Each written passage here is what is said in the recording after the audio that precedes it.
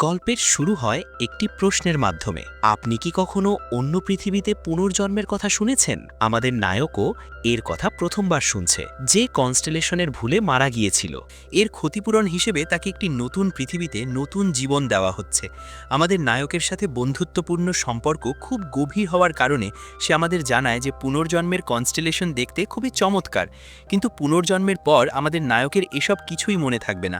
এমনকি তার পুনর্জন্মের কনস্টেলেশনের মুখও মনে থাকবে না, কারণ সে তার জীবন এবং স্মৃতির বদলে নিজের প্রিয় স্কিল বেছে নিয়েছে, যা দিয়ে সে তার নতুন জীবন শুরু করবে। সেই পৃথিবীতে আকাশ থেকে বিদ্যুৎ চমকায় এবং আমাদের নায়ক কেলভিনের জন্ম হয়। আর যেমনটা বলা হয়েছিল, কেলভিনের কিছুই মনে ছিল না। সে ভাবতে শুরু করে যে হঠাৎ সে কোথায় চলে এসেছে। তখনই হঠাৎ তার সামনে একটি স্ক্রিন ভেসে ওঠে, যেখানে অ্যাডভেঞ্চার শুরু করার অপশন দেখা যাচ্ছিল। এবং হঠাৎ সেই স্ক্রিনটি কথা বলতে শুরু করে। সেই স্ক্রিনের আওয়াজ ছিল একটি মিষ্টি মেয়ের মতো, এবং সে কেলভিনকে জানায় যে সে নিজেই একটি অন্য পৃথিবীতে পুনর্জন্ম গ্রহণ করা বেছে নিয়েছিল। তার কাছে পুরনো পৃথিবীর কোনো স্মৃতি নেই, এবং তার ঘাবড়ানোরও কোনো প্রয়োজন নেই, কারণ এটি তার নিজেরই সিদ্ধান্ত ছিল। কেলভিন সেখানে খুব বেশি ঘাবড়ে যেতে শুরু করে যে আসলে তার সাথে কি হচ্ছে, এবং এমন বাজে সিদ্ধান্ত নেওয়ার সময় সেই বোকাটা কি ভাবছিল। এখন স্ক্রিনটি কেলভিনকে তার স্ট্যাটাস এবং সেই স্কিলগুলো দেখায় যা সে পুনর্জন্মের আগে বেছে নিয়েছিল। নিজের স্ট্যাটাস দেখার পর কেলভিন আন্দাজ করে যে সে নিশ্চয়ই গত জন্মে একজন বড় গেম অ্যাডিক্ট ছিল, এবং এখন নিজের এই নতুন যাত্রা নিয়ে কেলভিন উত্তেজিত হতে শুরু করে। সে এই পৃথিবীতে একজন স্যামনার। সেই স্ক্রিন কেলভিনকে পরামর্শ দেয় পাশের শহরে গিয়ে একজন অ্যাডভেঞ্চারের হিসেবে গিল্ডে নাম নিবন্ধন করতে। পথে কেলভিন সেই স্ক্রিনটিকে মিস মেনিউ বলে ডাকে এবং তাকে জিজ্ঞেস করে সে কোথা থেকে এসেছে। না জানি কেন মিস মেনিউ লজ্জা পেতে শুরু করে এবং কেলভিনকে নিজের স্ট্যাটাস দেখায়। তার স্ট্যাটাসের নাম এবং বয়স ছাড়া বাকি সব কিছু অজানা ছিল। মিস মেনিউর নাম ছিল মেলফিয়া এবং তার বয়স ছিল অনেক বেশি। আমরা জানতে পারি যে কেলভিন পুনর্জন্মের আগে পুনর্জন্মের কনস্টেলেশনকে তার সেবক হওয়ার জন্য বলেছিল। মিস মেনিউ অর্থাৎ মেলফিয়া আসলে পুনর্জন্মের কনস্টেলেশন, এবং এখন সে কেলভিনকে তার দায়িত্ব নিতে বলে। কেলভিন নিজেকে গালি দিতে শুরু করে যে আসলে সে তখন কি ভাবছিল। আপাতত কেলভিন শুধু মেলফিয়ার কণ্ঠস্বরই শুনতে পাচ্ছে, কিন্তু সে জানাল যে কেলভিন যখন প্রথমবার মেলফিয়াকে দেখেছিল তখন সে তার প্রেমে পড়ে গিয়েছিল। আর কেলভিন যখন তার স্কিল বেছে নিতে যাচ্ছিল, ঠিক তার আগে সে মেলফিয়াকে তার সাথে আসার কথা বলে। সে মেলফিয়াকে ঘন্টার পর ঘন্টা বলতে থাকে যে সে তাকে কতটা ভালোবাসে। একজন কনস্টেলেশন হওয়ার কারণে মেলফিয়াও কয়েক শতাব্দী ধরে অনবরত কাজ করছিল। এসব কারণে সেও খুব ক্লান্ত হয়ে পড়েছিল, তাই সে কেলভিনের সাথে আসার জন্য রাজি হয়ে গিয়েছিল। সে নিজের জায়গায় অন্য কাউকে বসিয়ে কেলভিনের সাথে ছুটিতে এসেছে। তখন কেলভিন বলে যে যদি এই চুক্তি তোমার জন্যও লাভজনক হয়, তবে তোমার উচিত আমার স্মৃতিগুলো ফিরিয়ে দেওয়া। মেলফিয়া তাকে জানায় যে তার স্মৃতি মুছে ফেলাটা তারই সিদ্ধান্ত ছিল, কারণ সে আরও বেশি স্কিল পেতে চেয়েছিল। এখন কেলভিন আমারও নিজের ওপর লজ্জা পেতে শুরু করে যে সে কোনো মেয়েকে কেন বলবে যে সে তাকে ভালোবাসে, এবং নিজের স্মৃতি ছাড়া সে তাকে ভালোবাসবে কি করে। মেলফিয়া কেলভিনকে জানায় যে সে তাকে বলেছিল যে যদি তার স্মৃতি মুছেও যায় তবুও সে তাকে ভালোবাসবে। এসব শোনার পর লজ্জার চোটে কেলভিন সেখানেই নিচে বসে পড়ে। সেখানে সব মানুষ কেলভিনের এই কর্মকাণ্ড দেখছিল। এসব দেখে লজ্জিত কেলভিন সেখান থেকে দৌড়ে পালায় এবং দূরে গিয়ে ভাবতে থাকে যে মেলফিয়া কি সত্যিই তার পছন্দের টাইপের মেয়ে। তার মেলফিয়াকে দেখার খুব ইচ্ছে করছিল, এবং যেহেতু তাদের দুজনের মধ্যে চুক্তি আছে, তাই কেলভিন মেলফিয়াকে জিজ্ঞেস করে যে সে কি তাকে স্যামন করতে পারে। আপাতত কেলভিন তাকে স্যামন করতে পারবে না। মেলফিয়াকে স্যামন করার মতো যথেষ্ট মানা পাওয়ার তার কাছে নেই। যাই হোক, তারা দুজনেই অবশেষে তাদের গন্তব্য অ্যাডভেঞ্চারের গিল্ডে পৌঁছে যায়। একজন অ্যাডভেঞ্চারের হিসেবে নিবন্ধনের জন্য কেলভিনকে একটি ফর্ম দেওয়া হয়। কেলভিন এই লোকেদের ভাষা এবং লেখা ভালোভাবেই জানত, কারণ পুনর্জন্মের আগে সে পড়াশোনার স্কিলও বেছে নিয়েছিল। এখন কেলভিন যখন তার ফর্ম পূরণ করছিল, তখন মেলফিয়া কেলভিনকে জিজ্ঞেস করে যে সে কি তার ক্লাসে স্যামনার উল্লেখ করতে যাচ্ছে। কেলভিন জিজ্ঞেস করে এটা কি খারাপ আইডিয়া। মেলফিয়া জানায় যে স্যামনাররা খুবই বিরল হয়, আর পুরো রাজ্যে মাত্র একজনই স্যামনার পাওয়া যায়। আর যদি মানুষ জানতে পারে যে কেলভিন পুরো রাজ্যের একমাত্র স্যামনার, তাহলে সবার নজর কেলভিনের ওপর চলে আসবে, আর কেলভিন এমনটা একদমই চায় না। কেলভিন ফর্মের ভেতর তার ক্লাস হিসেবে গ্রিন মেজ উল্লেখ করে। সমস্ত আনুষ্ঠানিকতা সম্পন্ন করার পর কেলভিন তার প্রথম এফ র্যাঙ্কের অ্যাডভেঞ্চারার কার্ড পায়। রিসেপশনিস্ট কেলভিনকে জানায় যে কাজগুলোকে র্যাঙ্কের অনুযায়ী ভাগ করা হয়েছে। কেলভিন চাইলে তার বর্তমান র্যাঙ্কের চেয়ে এক স্টেপ উপরের র্যাঙ্কের কাজও নিতে পারে। এতে সে কোনো অতিরিক্ত পয়েন্ট পাবে না এবং কাজ সম্পন্ন করতে ব্যর্থ হলে তাকে জরিমানা দিতে হবে। কিন্তু সে যদি একটানা 10টি কাজ সফলভাবে সম্পন্ন করতে পারে তাহলে তার র্যাঙ্ক বেড়ে যাবে। কেলভিন যখন সি র্যাঙ্কে পৌঁছাবে তখন তাকে একটি পরীক্ষা দিতে হবে, যার জন্য রিসেপশনিস্ট তাকে প্রস্তুত থাকতে বলে। কেলভিন তাকে জিজ্ঞেস করে যে একজন নতুন অ্যাডভেঞ্চারারের জন্য কোন কাজটি ভালো হবে। সে তার সামনে 3টি কাজ রাখে। প্রথমটি ছিল 3টি ব্লু স্লাইমদের হারানো, দ্বিতীয়টি ভেষজ উদ্ভিদ সংগ্রহ করা এবং তৃতীয়টি ছিল একটি বিড়াল খুঁজে বের করার বিশেষ কাজ। মেলফিয়ার পরামর্শে কেলভিন ব্লু স্লাইমদের হারানোর মিশনটি বেছে নেয়। এই উঁচি শেষে এই পৃথিবীতে তার প্রথম চুক্তি তৈরি করতে পারবে। সে একটি লাঠি নিয়ে মিশন শেষ করতে বেরিয়ে পড়ে। এই লাঠিটির কোনো ফিজিক্যাল অ্যাটাক পাওয়ার নেই এবং খুব সামান্য ম্যাজিক আছে, তবুও এটি কিনতেই কেলভিনের প্রায় সব টাকা খরচ হয়ে গিয়েছিল। মেলফিয়া কেলভিনকে স্লাইমদের সাথে লড়াই করার আগে তার অ্যাপ্রাইজিং আই ক্ষমতাটি ব্যবহার করতে বলে। এটি কেলভিনের একটি এস র্যাঙ্কের ক্ষমতা, যা দিয়ে সে যে কারোর স্ট্যাটাস দেখতে পারে, তবে এটি তাদের উপর কাজ করে না যাদের লেভেল 100-র বেশি, আর এই কারণেই সে মেলফিয়ার স্ট্যাটাস দেখতে পাচ্ছিল না। কেলভিন চিন্তিত হয়ে পড়ে যে মেলফিয়াকে স্যামন করতে আসলে কতটা মানা পাওয়ারের প্রয়োজন হবে। মেলফিয়া কেলভিনকে তার স্যামনিং পাওয়ার সম্পর্কে বলে যে কারোর সাথে চুক্তি করতে হলে প্রথমে তার অনুমতি নিতে হয়, কিন্তু মনস্টাররা কথা বলতে পারে না, তাই তাদের দুর্বল করে চুক্তি করা যায়, এটাই তাদের থেকে অনুমতি নেওয়ার পদ্ধতি। কেলভিন লাঠি দিয়ে স্লাইমদের উপর আক্রমণ করে। সে ভেবেছিল এরা খুব দুর্বল, কিন্তু উল্টো কেলভিন নিজেই মার খায়। একটি স্লাইম তো কেলভিনকে ভেঙাচ্ছিল। কেলভিন তার ম্যাজিক ব্যবহার করতে পারছিল না, কারণ তাতে স্লাইমটি মারা যেতে পারে এবং তখন চুক্তি করা সম্ভব হবে না। লাঠি দিয়েই লড়াই চালিয়ে যায় এবং খুব বাজেভাবে মার খেতে থাকে। অবশেষে কেলভিন একটি বুদ্ধি বের করে। সে প্রথম আক্রমণটি লক্ষ্যভ্রষ্ট করে গোল ঘুরে গিয়ে স্লাইমটিকে বেশ ভালো আঘাত করে।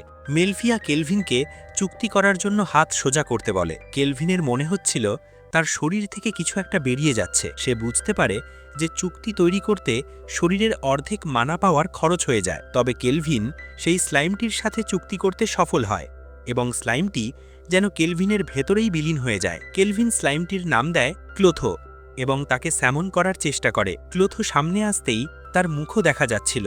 মেলফিয়া কেলভিনকে খ্যাপানোর জন্য বলে যে সে ক্লোথোকে তার নিজের জাতের স্লাইমদের মারার জন্যই স্যামন করেছে এবং কেলভিনকে বড় এক মনস্টার বলে ঠাট্টা করে। কিন্তু ক্লোথোর এতে কোনো সমস্যা ছিল না, কারণ স্লাইমেরা নিজেদের চেয়ে দুর্বল স্লাইমদের মেরেই শক্তিশালী হয়। এখন ক্লোথো এবং কেলভিন মিলে বাকি স্লাইমদের উপর আক্রমণ শুরু করে। কেলভিন লক্ষ্য করে যে তার স্লাইমটি অন্যদের তুলনায় অনেক বেশি দ্রুত।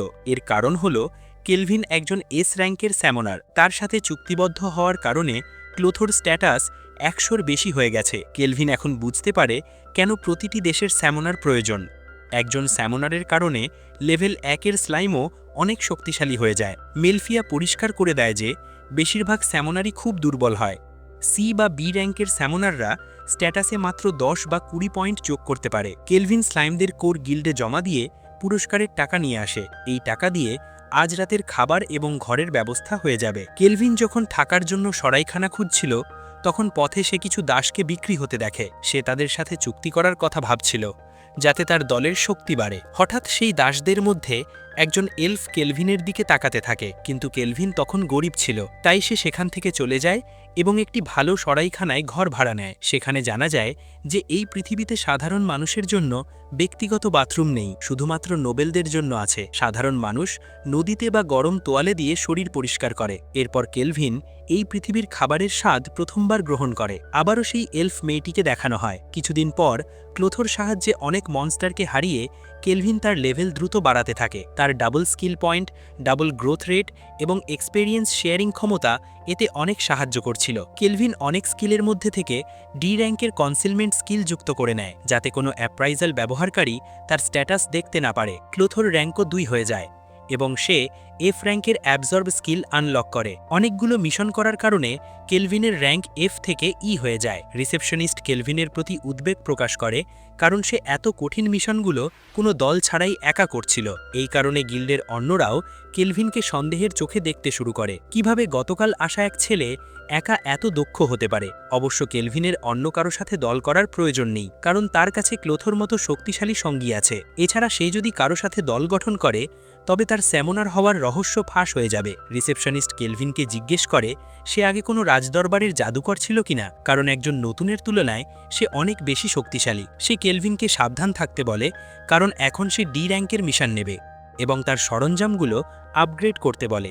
যেহেতু সে 1 সপ্তাহ ধরে একই জিনিস ব্যবহার করছে। কেলভিন জানায় যে সে অবশ্যই একটি নতুন অস্ত্র কিনে নেবে এবং রিসেপশনিস্টের কাছে একটি ডি র্যাঙ্কের মিশন চায়। তখনই সোনালি চুলের একজন লোক কেলভিনকে বলে, তোমার যদি ডি র্যাঙ্কের মিশনই চাই তবে তুমি ব্ল্যাক ঘোস্ট নাইটের মিশনটি কেন নিচ্ছ না? এই লোকটির নাম ছিল ক্যাশেল, যে নিজেকে একজন ডি র্যাঙ্কের অ্যাডভেঞ্চারার হিসেবে পরিচয় দিচ্ছিল এবং কেলভিনের সাথে বন্ধুত্ব করার চেষ্টা করছিল। কিন্তু তখনই আমরা সেখানে বসে থাকা কিছু অ্যাডভেঞ্চারারকে ফিসফিস করে কথা বলতে দেখি। তারা বলছিল যে ক্যাশেল একজন মিথ্যেবাদী, সে আসলে বি র্যাঙ্কের অ্যাডভেঞ্চারারের চেয়েও শক্তিশালী এবং সে নতুন অ্যাডভেঞ্চারারদের পিষে ফেলতে খুব পছন্দ করে। আমরা জানতে পারি যে ক্যাশেল এই পুরো গিল্ডের মধ্যে সবচেয়ে বেশি শক্তিশালী। তারা কেলভিনকে এসব বলে সাহায্য করতে চেয়েছিল, কিন্তু ক্যাশেল তাদের দিকে রাগান্বিতভাবে তাকাতেই সেখানে নীরবতা নেমে আসে। ক্যাশেল কেলভিনকে জানায় যে তার দল ব্ল্যাক ঘোস্ট নাইটকে হারাতে যাচ্ছে এবং সে কেলভিনকেও তাদের সাথে আসতে আমন্ত্রণ জানায়। রিসেপশনিস্ট অ্যাঞ্জ কেলভিনকে থামানোর চেষ্টা করে,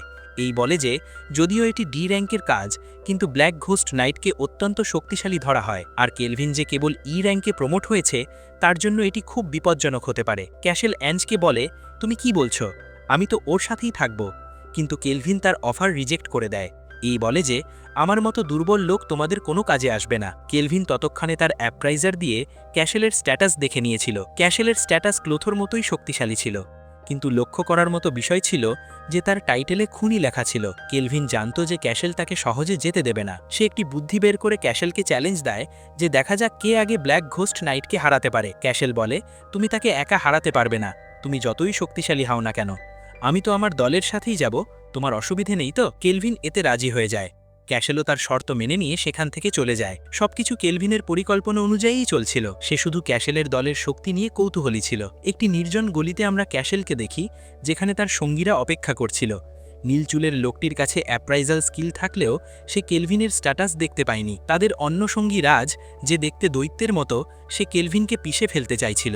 এরপর দৃশ্য সরাসরি ব্ল্যাক ঘোস্ট নাইটের দুর্গে চলে যায়। তারা তিনজন সেখানে পৌঁছে অবাক হয়ে দেখে যে সমস্ত আনডেড মনস্টারকে আগেই কেউ মেরে ফেলেছে। তখনই তাদের সামনে কেলভিন বেরিয়ে আসে। কেলভিনের হাতে লাঠি দেখে তারা ধারণা করে যে কেলভিন একজন গ্রিন মেজ এবং সে তাদের জন্য খুব সহজ প্রতিপক্ষ হবে। কেলভিন বলে, সম্ভবত ব্ল্যাক ঘোস্ট নাইট এই দরজার পেছনে আছে। ক্যাশেল ব্যঙ্গ করে বলে, তুমি তো খুব ভালো যে আমাদের জন্য অপেক্ষা করছিলে। রাজ বলে, তুমি তাকে একা হারাতে পারবে না, আমাদের সাহায্য লাগবে। কেলভিন বলে, আমি চাই না তোমরা আমাদের লড়াইয়ের মাঝে হস্তক্ষেপ করো, যা আসলে প্রথম থেকেই ওই লোকগুলোর পরিকল্পনা ছিল। এখন ওই তিনজনের মনে ভয় ঢুকতে শুরু করে। কেলভিন যদি সব জেনেও একা কেন এলো? গিল্ড কি তাকে হায়ার করেছে, নাকি সে একজন বাউন্টি হান্টার যে নতুনের ছদ্মবেশে ঘুরছে? অর্থাৎ তাদের উপর বাউন্টি ঘোষণা করা আছে। রাজ রাগে কেলভিনের ওপর হামলা করতে এগিয়ে যায়, কিন্তু সে কেলভিন তৈরি করা চোরাবালিতে ফেসে যায়। এরপর কেলভিন তাদের ওপর উইন্ড ম্যাজিক দিয়ে আক্রমণ করে। ক্যাশেলের বন্ধু গিমুল ভয়ে সেখান থেকে পালাতে শুরু করলে কেলভিন তার পথে ক্লোথোকে স্যামন করে এবং আশ্চর্যজনকভাবে ক্লোথো ততক্ষণে ইভলভ হয়ে গিয়েছিল। কিছুদিন আগের মিশনের সময় ক্লোথো অদ্ভুত আচরণ শুরু করে এবং হঠাৎ সে ব্লু স্লাইম থেকে স্লাইম গ্লুটোনিয়াতে ইভলভ হয়, যা লেজেন্ডারি ডিমন কিং ক্লাসের মনস্টার। ক্লোথো গিমুলকে তাড়া করে সহজেই হারিয়ে দেয়। রাজ এক ঘুষিতে কাদা থেকে বেরিয়ে এলেও ক্লোথো তাকে জাপটে ধরে। কেলভিন ক্যাশেলকেও খুব বাজেভাবে পিটিয়ে দেয়।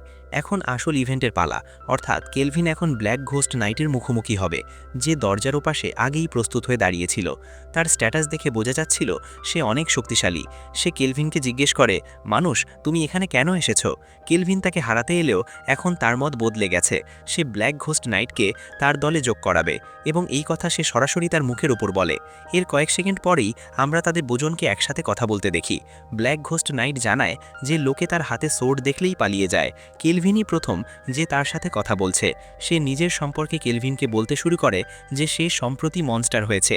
আগে সে তার দেশের রক্ষক ছিল, কিন্তু এখন সে কেন মনস্টার হয়ে গেছে তার কোনো উত্তর তার কাছে নেই। তার মনে হয় সম্ভবত এই পৃথিবীতে তার কোনো কাজ এখনও অসম্পূর্ণ রয়ে গেছে। ব্ল্যাক ঘোস্ট নাইটকে সেই সব দাদুদের মতো মনে হচ্ছিল যারা কথা বলতে খুব পছন্দ করেন। কিন্তু কেলভিন এখানে ভাইচারা বাড়াতে আসেনি। সে জিজ্ঞেস করে সে কি তার সাথে চুক্তি করবে? ব্ল্যাক ঘোস্ট নাইটের পুরনো রাজা আর নেই যাকে সে সেবা করত, তাই তারও নতুন রাজার প্রয়োজন। কিন্তু কেলভিনকে নিজেকে প্রমাণ করতে হবে। এরপরেই তাদের দুজনের মধ্যে এক দুর্দান্ত লড়াই শুরু হয়। কেলভিন তার উপর উইন্ড অ্যাটাক দিয়ে হামলা করলেও তা ব্যর্থ হয়। ক্লোথোকেও সে নিজের হাতে বন্দি করে ফেলেছিল। ব্ল্যাক ঘোস্ট নাইটের কাছে মাইন্ড আইয়ের সুবিধা ছিল, যা তার সিদ্ধান্ত নেওয়ার ক্ষমতাকে খুব দ্রুত করে দেয়। কেলভিন তার সামনে একটি পাথরের দেয়াল খাড়া করে দেয়, কিন্তু ব্ল্যাক ঘোস্ট নাইটের আক্রমণ সেই দেয়ালটি সহজেই ভেঙে ফেলে। কেলভিন এবং ক্লোথো তাদের বিভিন্ন ধরনের আক্রমণের মাধ্যমে ব্ল্যাক ঘোস্ট নাইটকে থামানোর চেষ্টা করে। এরপর কেলভিন ব্ল্যাক ঘোস্ট নাইটের চারপাশে বায়ুচাপ তৈরি করে দেয়, যা তাকে এক জায়গায় আটকে ফেলে। কিন্তু ব্ল্যাক ঘোস্ট নাইট হার মানতে রাজি ছিল না। হঠাৎ তার পুরনো কথা মনে পড়তে শুরু করে, একটি সুখী দেশ এলার্ক, যেখানে চারদিকে সবুজে ঘেরা ছিল। সেখানে ব্ল্যাক ঘোস্ট নাইটের একটি ছোট ঘর ছিল। সে রাজার সেবা করত। একদিন পশ্চিম মহাদেশ থেকে একজন বার্তাবাহক আসে, যার নাম ছিল জিলদোরা। সে রাজাকে তার দেশ লিজিয়া এম্পায়ারের হয়ে কাজ করতে বলে এবং হলি এম্পায়ার ডরামিসকে ধ্বংস করতে বলে। রাজা তার কথা মানতে পরিষ্কারভাবে অস্বীকার করেন। তখন সেই বার্তাবাহক বলে যে এর জন্য রাজাকে বড় মূল্য দিতে হবে। এর কিছু সময় পর পুরো দেশে একটি মহামারী ছড়িয়ে পড়ে। রাজাসহ প্রতিটি নারী পুরুষ এর কবলে পড়ে। ব্ল্যাক ঘোস্ট নাইটের স্ত্রী এবং তার ঘোড়াটিও মারা যায়। সে শুধু আপ্রাণ চেষ্টা করেছিল যাতে তার মেয়ে কোনিকে বাঁচাতে পারে। এরপর গল্প আবার বর্তমানে ফিরে আসে। ব্ল্যাক ঘোস্ট নাইট এখন আগের চেয়েও বেশি আক্রমণাত্মক হয়ে ওঠে। সে কেলভিনের তৈরি বায়ুচাপ সহজেই ধ্বংস করে দেয়।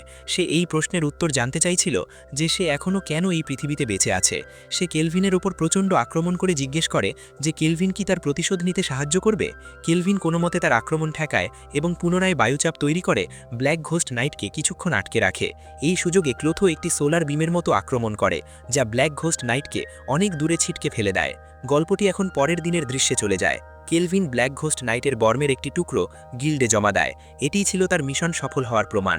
সেই দিন কেলভিন যেন গিল্ডের সবার কাছে হিরো হয়ে যায়, কারণ সে ক্যাশেল এবং তার সঙ্গীদেরও জেলে পাঠিয়েছে।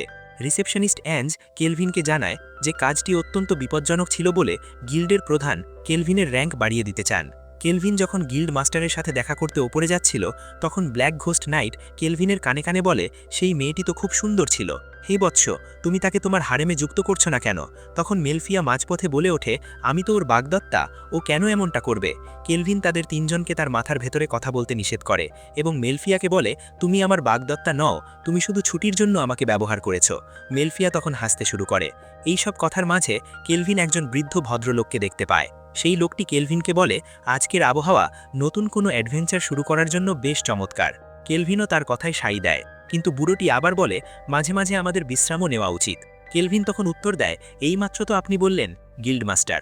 লিও কেলভিনের বুদ্ধিতে মুগ্ধ হয় এবং বুঝতে পারে কেন গিল্ডের সবাই কেলভিনের কথা বলছে। এই লোকটি পার্চ শহরের অ্যাডভেঞ্চারার গিল্ডের প্রধান এবং সে সরাসরি কেলভিনকে একটি চমকে দেওয়ার মতো প্রশ্ন করে, সে কি অন্য পৃথিবী থেকে এসেছে? লিও কেলভিনের উপর তার অ্যাপ্রেজিং স্কিল ব্যবহার করে এবং কেলভিনও তার স্ট্যাটাস দেখে।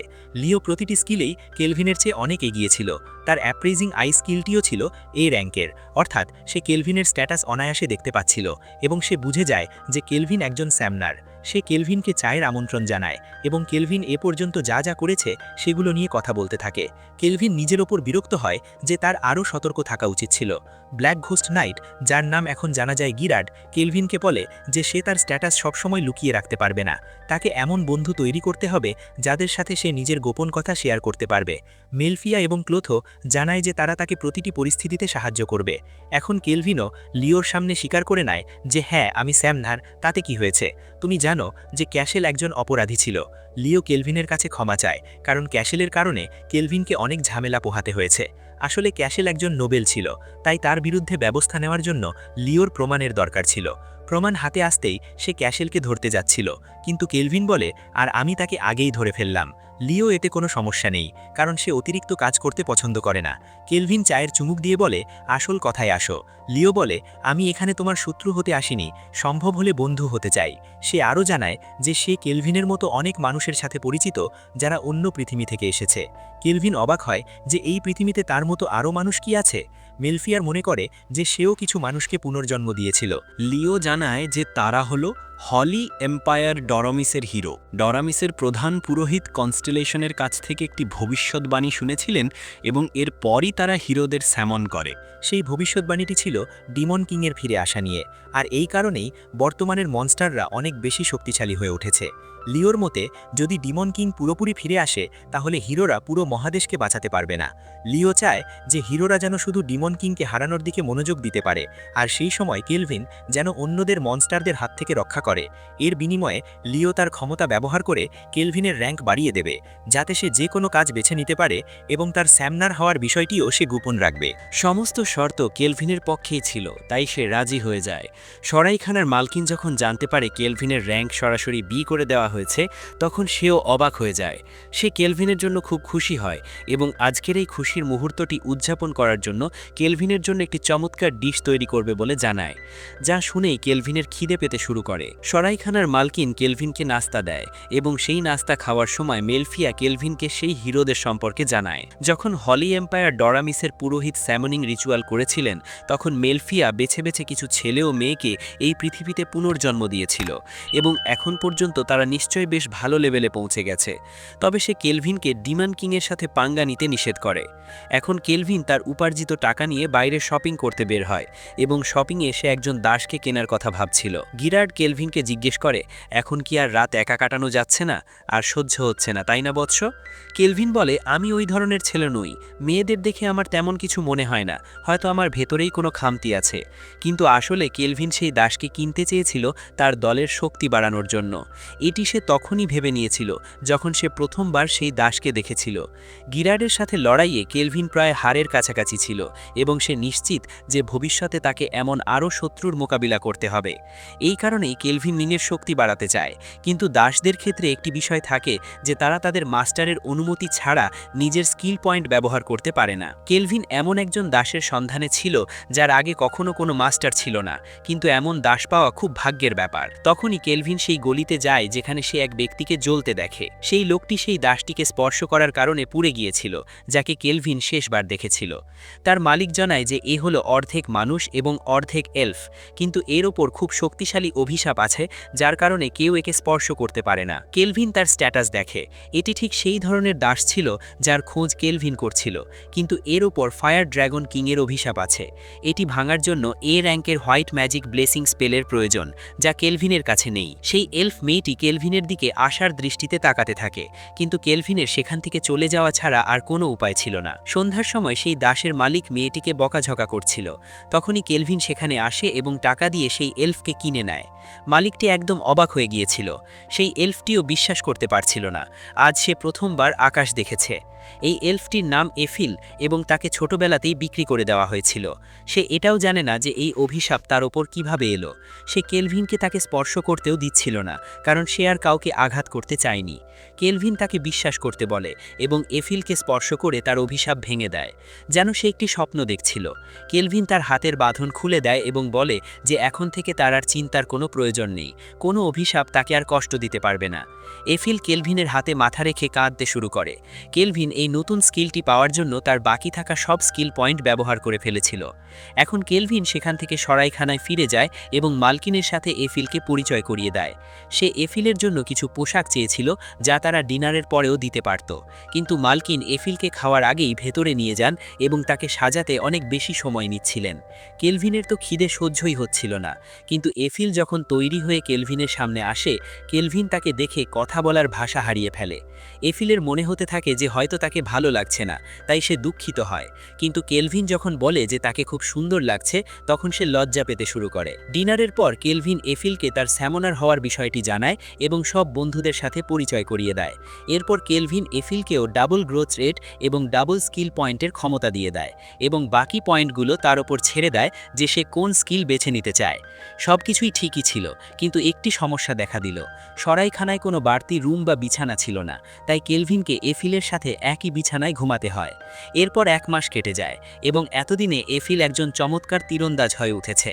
সে তার বাকি পয়েন্টগুলো আর্চারি স্কিল এবং দূরবীক্ষণ স্কিলে লাগিয়ে দেয়, যার কারণে সে এখন তুখোড় তীরন্দাজ এবং বেশ শক্তিশালী। আবারও টানা 9 বার মিশন সফলভাবে সম্পন্ন করার পর এখন কেলভিন আরেকটি মিশন শেষ করে পরীক্ষা দিয়ে র্যাঙ্ক আপ করতে পারবে, অর্থাৎ খুব শীঘ্রই কেলভিনের র্যাঙ্ক এ হয়ে যাবে।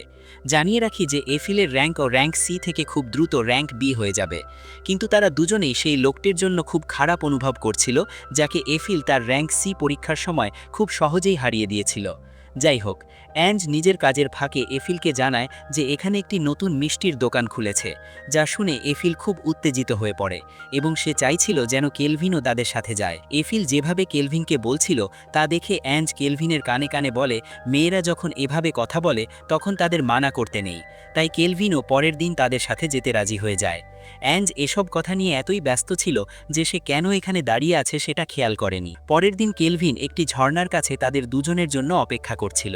ভালো বিষয় ছিল যে আজ কেলভিনের সাথে মেলফিয়া নেই। সে কোনো ডিভাইন ওরাকেলের কথা বলছিল, যার কারণে সে কেলভিনের সাথে সার্ভেন্ট নেটওয়ার্ক বিচ্ছিন্ন করে চলে গেছে। ভালোই হয়েছে সে এখানে নেই, না হলে এখানে একটা নাটক তৈরি করে দিত। ততক্ষণে অ্যাঞ্জও সেখানে পৌঁছে যায় এবং এসেই কেলভিনকে এফিলের কথা জিজ্ঞেস করে। এফিল কেলভিনকে বলেছিল যে তার তৈরি হতে একটু সময় লাগবে, তাই সে কেলভিনকে আগেই পাঠিয়ে দিয়েছিল। কিছুক্ষণ পরেই এফিল সেখানে পৌঁছায়। সে একদম আধুনিক পোশাকে এসেছিল এবং তাকে সত্যি খুব কিউট লাগছিল। কেলভিনও তার দিকে তাকিয়ে থাকে। কেলভিন তার প্রশংসা করলে সে লজ্জায় মুখ লুকিয়ে ফেলে। এরপর তারা তিনজন সেই মিষ্টির দোকানে আসে। সেখানে এফিল কেলভিনকে নিজের হাতে খাইয়ে দেওয়ার চেষ্টা করে। কেলভিন লজ্জায় বলে, আরে আমরা পাবলিক প্লেসে আছি। অ্যাঞ্জ কেলভিনের পা টেনে বলে, এফিল কি সবসময় তোমাকে এভাবেই খাইয়ে দেয়?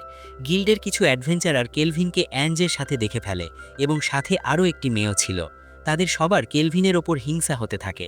এফিলের মতো এখন অ্যাঞ্জও কেলভিনকে খাওয়াতে শুরু করে, যা দেখে আশেপাশের সবাই বলাবলি করতে থাকে যে দেখো, দুটো মেয়ে একটি ছেলের জন্য লড়ছে। কেলভিনের এখন মুড নষ্ট হয়ে যায়। সে বলে যে সে বাড়ি গিয়ে খাবে। তখন লোকে বলাবলি শুরু করে, ও কি এই দুই মেয়েকে বাড়ি নিয়ে যাবে? কেলভিন যখন এসব নিয়ে অস্বস্তিতে ছিল, তখনই এক লোক বলে ওঠে, একজন সাধারণ মানুষ জনসমক্ষে প্রেম করতে পারে না, এবং তারা কেলভিনের টেবিলে লাথি মারে। এই বলের মতো দেখতে লোকটির নাম হলো থার্ড প্রিন্স টেব্রা। তারা কেলভিনকে জনসমক্ষে রোমান্স করার অপরাধে শাস্তি দিতে চায়, কিন্তু প্রিন্স বলে যদি কেলভিন এই দুই মেয়েকে তার হাতে তুলে দেয় তাহলে সে তাকে ছেড়ে দেবে। প্রিন্স এই দুই মেয়ের ওপর আসক্ত হয়ে পড়েছিল। কেলভিন প্রথমে প্রিন্সের দুই চামচাকে শায়েস্তা করে এবং প্রিন্সকে বায়ুচাপে বন্দি করে জিজ্ঞেস করে সে এখানে কেন এসেছে। টেব্রা হলো ট্রাইসিন নামের একটি জায়গার রাজপুত্র, যা একটি শক্তিশালী দেশ।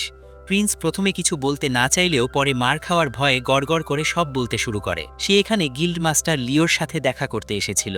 সে একজন অত্যন্ত শক্তিশালী অ্যাডভেঞ্চারারের কথা শুনেছে যে বর্তমানে পার্থে আছে। সে সেই শক্তিশালী অ্যাডভেঞ্চারারকে তার গোলাম বানাতে চায়, কারণ নিজের দেশে তার কোনো সম্মান নেই। সে সেই শক্তিশালী অ্যাডভেঞ্চারারকে ব্যবহার করে একটু সম্মান অর্জন করতে চায়। কেলভিন তাকে বলে যে তুমি যার খোঁজ করছো সেটা আমি, আর আমি তোমার অধীনে কখনো কাজ করব না। এটুকু বলে কেলভিন ও তার বন্ধুরা সেখান থেকে চলে যায়।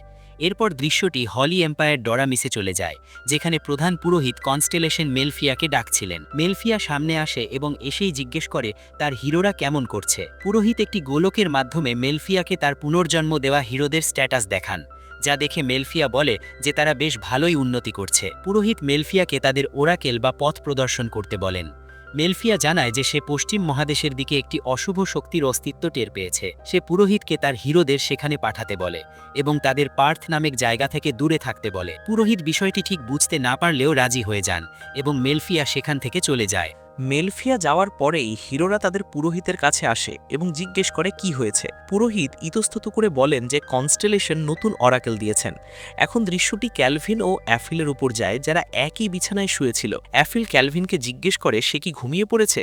ক্যালভিন বলে সে এখনও জেগে আছে। ক্যালভিন অ্যাফিলের কাছে ক্ষমা চায় যে তাদের দুজনকেই একই বিছানায় শুতে হচ্ছে।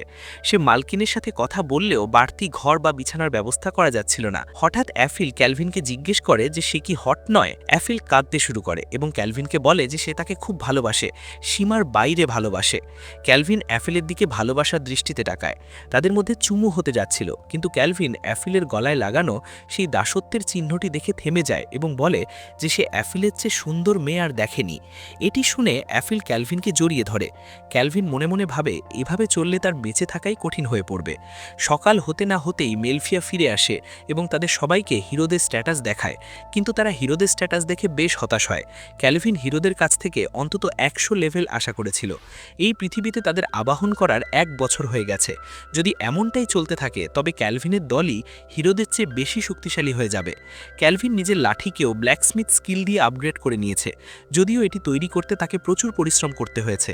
অন্যদিকে অ্যাফিলও নিজের স্কিল ব্যবহার করে ক্যালভিনের জন্য এটি তৈরি করতে সাহায্য করেছে। তখনই সরাইখানার মালকিন ক্যালভিনকে ডেকে জানান যে গিল্ড থেকে তার ডাক এসেছে। জানা যায় যায় যে ডি র্যাঙ্কের ডানজিয়ান হারমিট কেভে মনস্টারদের উপস্থিতির আশঙ্কা করা হচ্ছে। মনস্টাররা অত্যন্ত শক্তিশালী একটি প্রজাতি হয়, এমনকি একজন দুর্বল মনস্টারও বি র্যাঙ্কের হয়ে থাকে। সেখানে যাওয়া অ্যাডভেঞ্চারাররা এখনও বেঁচে আছে কারণ জায়গাটি সিল করা, কিন্তু এর মানে এই নয় যে জায়গাটি তাদের জন্য বিপজ্জনক নয়। লিও ক্যালভিনের সাহায্য নিতে চাননি, তবে সেখানে থাকা মনস্টারটি এস র্যাঙ্কের হওয়ার সম্ভাবনা ছিল। ক্যালভিন বিষয়টি সামলাতে রাজি হয়ে যায়, কারণ লিও প্রিন্স টেব্রার কথা মনে করিয়ে দেন, যিনি সম্প্রতি একজন সাধারণ মানুষের কাছে মার খেয়েছিলেন। সেই ডানজিয়ানের সামনে ক্যালভিনের দেখা হয় আরডির সাথে। এটি সেই লোক যাকে অ্যাফিল পরীক্ষার সময় অনায়াসেই হারিয়ে দিয়েছিল, যদিও লড়াইয়ের ক্ষেত্রে তার অনেক অভিজ্ঞতা আছে। দেখা যায় জায়গাটিকে ব্যারিয়ার দিয়ে রক্ষা করা হচ্ছে, কিন্তু বি র্যাঙ্কের ওপরের মনস্টারদের ক্ষেত্রে এটি একদম অকেজো। যাই হোক, আরডি তাদের খুঁজে পাওয়া সেই গোপন কক্ষটি দেখায়। সবাই ভেতরে প্রবেশ করে, কিন্তু অনেক দূর পর্যন্ত কোনো মনস্টার পাওয়া যায় না।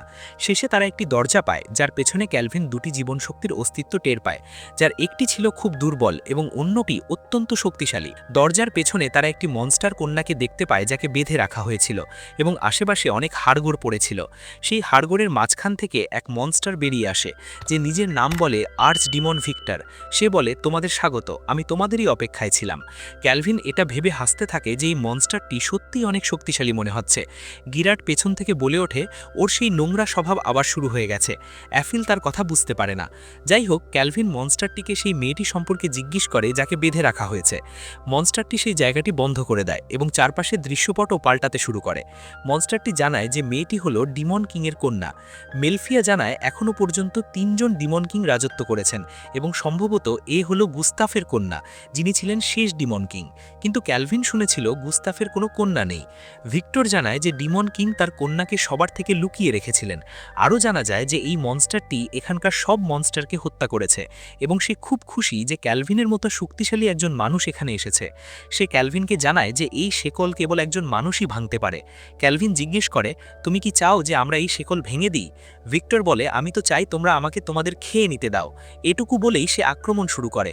গিরাট তার আক্রমণ ঠেকিয়ে দিলেও সে তার শক্তি সামলাতে পারছিল না। এই মনস্টারটির কাছে গ্লুটোনিক স্কিল আছে, সে যাকে খাবে তার শক্তি শুষে নিতে পারে, অর্থাৎ সে একজন মানুষকে খেয়ে এই সিলটিও ভেঙে ফেলতে পারে। ক্যালভিন জিজ্ঞেস করে, তুমি কি ডিমন কিংয়ের কন্যাকে নতুন ডিমন কিংয়ের হাতে তুলে দিতে চাও? ক্যালভিনের বায়ুচাপ এই মনস্টারের উপর কাজ করছিল না। নিশ্চিতভাবেই এই মনস্টারটি এস র্যাঙ্কের। ভিক্টর জানায় ডিমন কিং গুস্তাফ তার কন্যার রক্ষক বানিয়েছিলেন ভিক্টরকে। সে চাইলে ডিমন কিংয়ের কন্যাকে খেয়ে নিজেই নতুন ডিমন কিং হতে পারত। ক্যালভিনের মুখে আবার হাসি ফুটে ওঠে। সে বলে, তুমি এত শক্তিশালী যে আমি আমার উত্তেজনা ধরে রাখতে পারছি না। এটি ক্যালভিনের খুব বাজে স্বভাব। সে নিজের চেয়ে শক্তিশালী যোদ্ধা দেখলে নিজেকে নিয়ন্ত্রণ করতে পারে না। ভিক্টর বলে, যদি তাই হয় তবে খেলাটিকে আমি আরও মজাদার করে দিচ্ছি। হঠাৎ সেখানে মৃত মনস্টারগুলো আবারও জ্যান্ত হতে শুরু করে এবং সরাসরি ক্যালভিনকে আক্রমণ করে। ক্যালভিনের সামান্য উইন্ড শটই তাদের জন্য যথেষ্ট ছিল। বাকিদের গিরাট সামলে নেয়, কিন্তু সমস্যা ছিল তাদের সংখ্যা ক্রমাগত বেড়েই চলেছিল। ক্যালভিনের যুদ্ধের ধরন দেখে ভিক্টর মুগ্ধ হয়, কিন্তু ক্যালভিনের হাসি এখন তাকে বিরক্ত করছিল। সে বলে, আমি তোমার মুখ থেকে এই হাসি মুছে দেব, এবং মাটিতে জোরে এক ঘুষি মারে। চারদিকে ধ্বংসাবশেষের ধোঁয়া ছড়িয়ে পড়ে। কেউ ভিক্টরকে দেখতে পাচ্ছিল না। হঠাৎ ভিক্টর মাটির নিচ থেকে বেরিয়ে গিরাডের ওপর হামলা করে।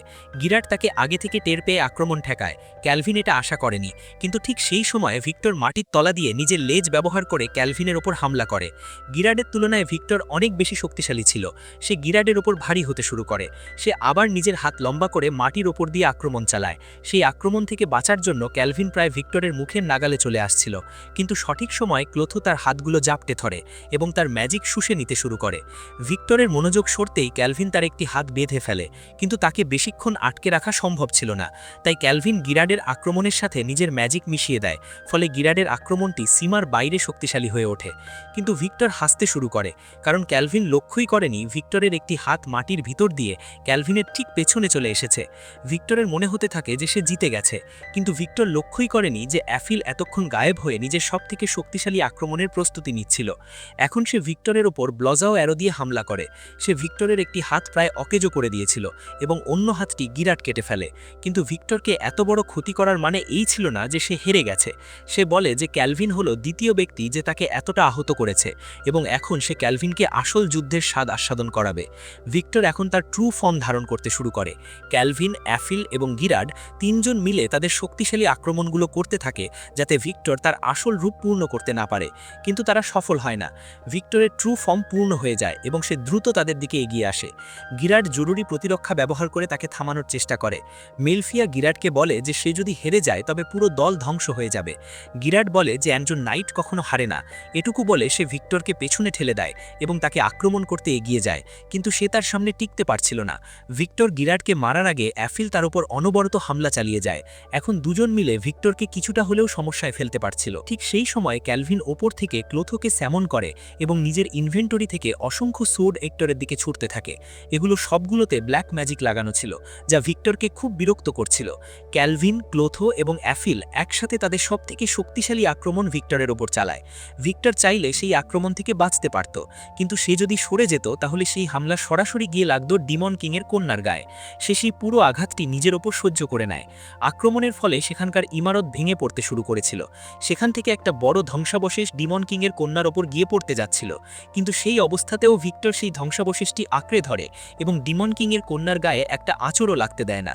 অধমরা হয়ে যাওয়া ভিক্টরের কাছে ক্যালভিন প্রশ্ন করে, তুমি তো ডিমন কিংয়ের কন্যাকে খেতে চাইছিলে না, তবে আমাদের কাছে মিথ্যে কেন বললে? ভিক্টর জানতো যে সে যদি মিথ্যে না বলতো তবে ক্যালভিন তার পুরো শক্তি প্রয়োগ করত না।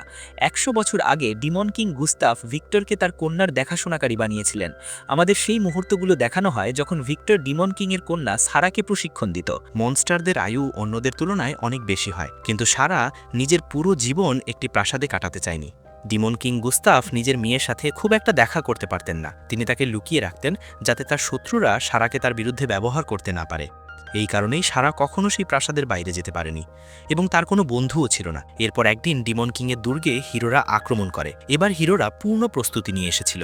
মনস্টাররা হারছিল। ভিক্টরও ডিমন কিংয়ের হয়ে লড়তে চেয়েছিল।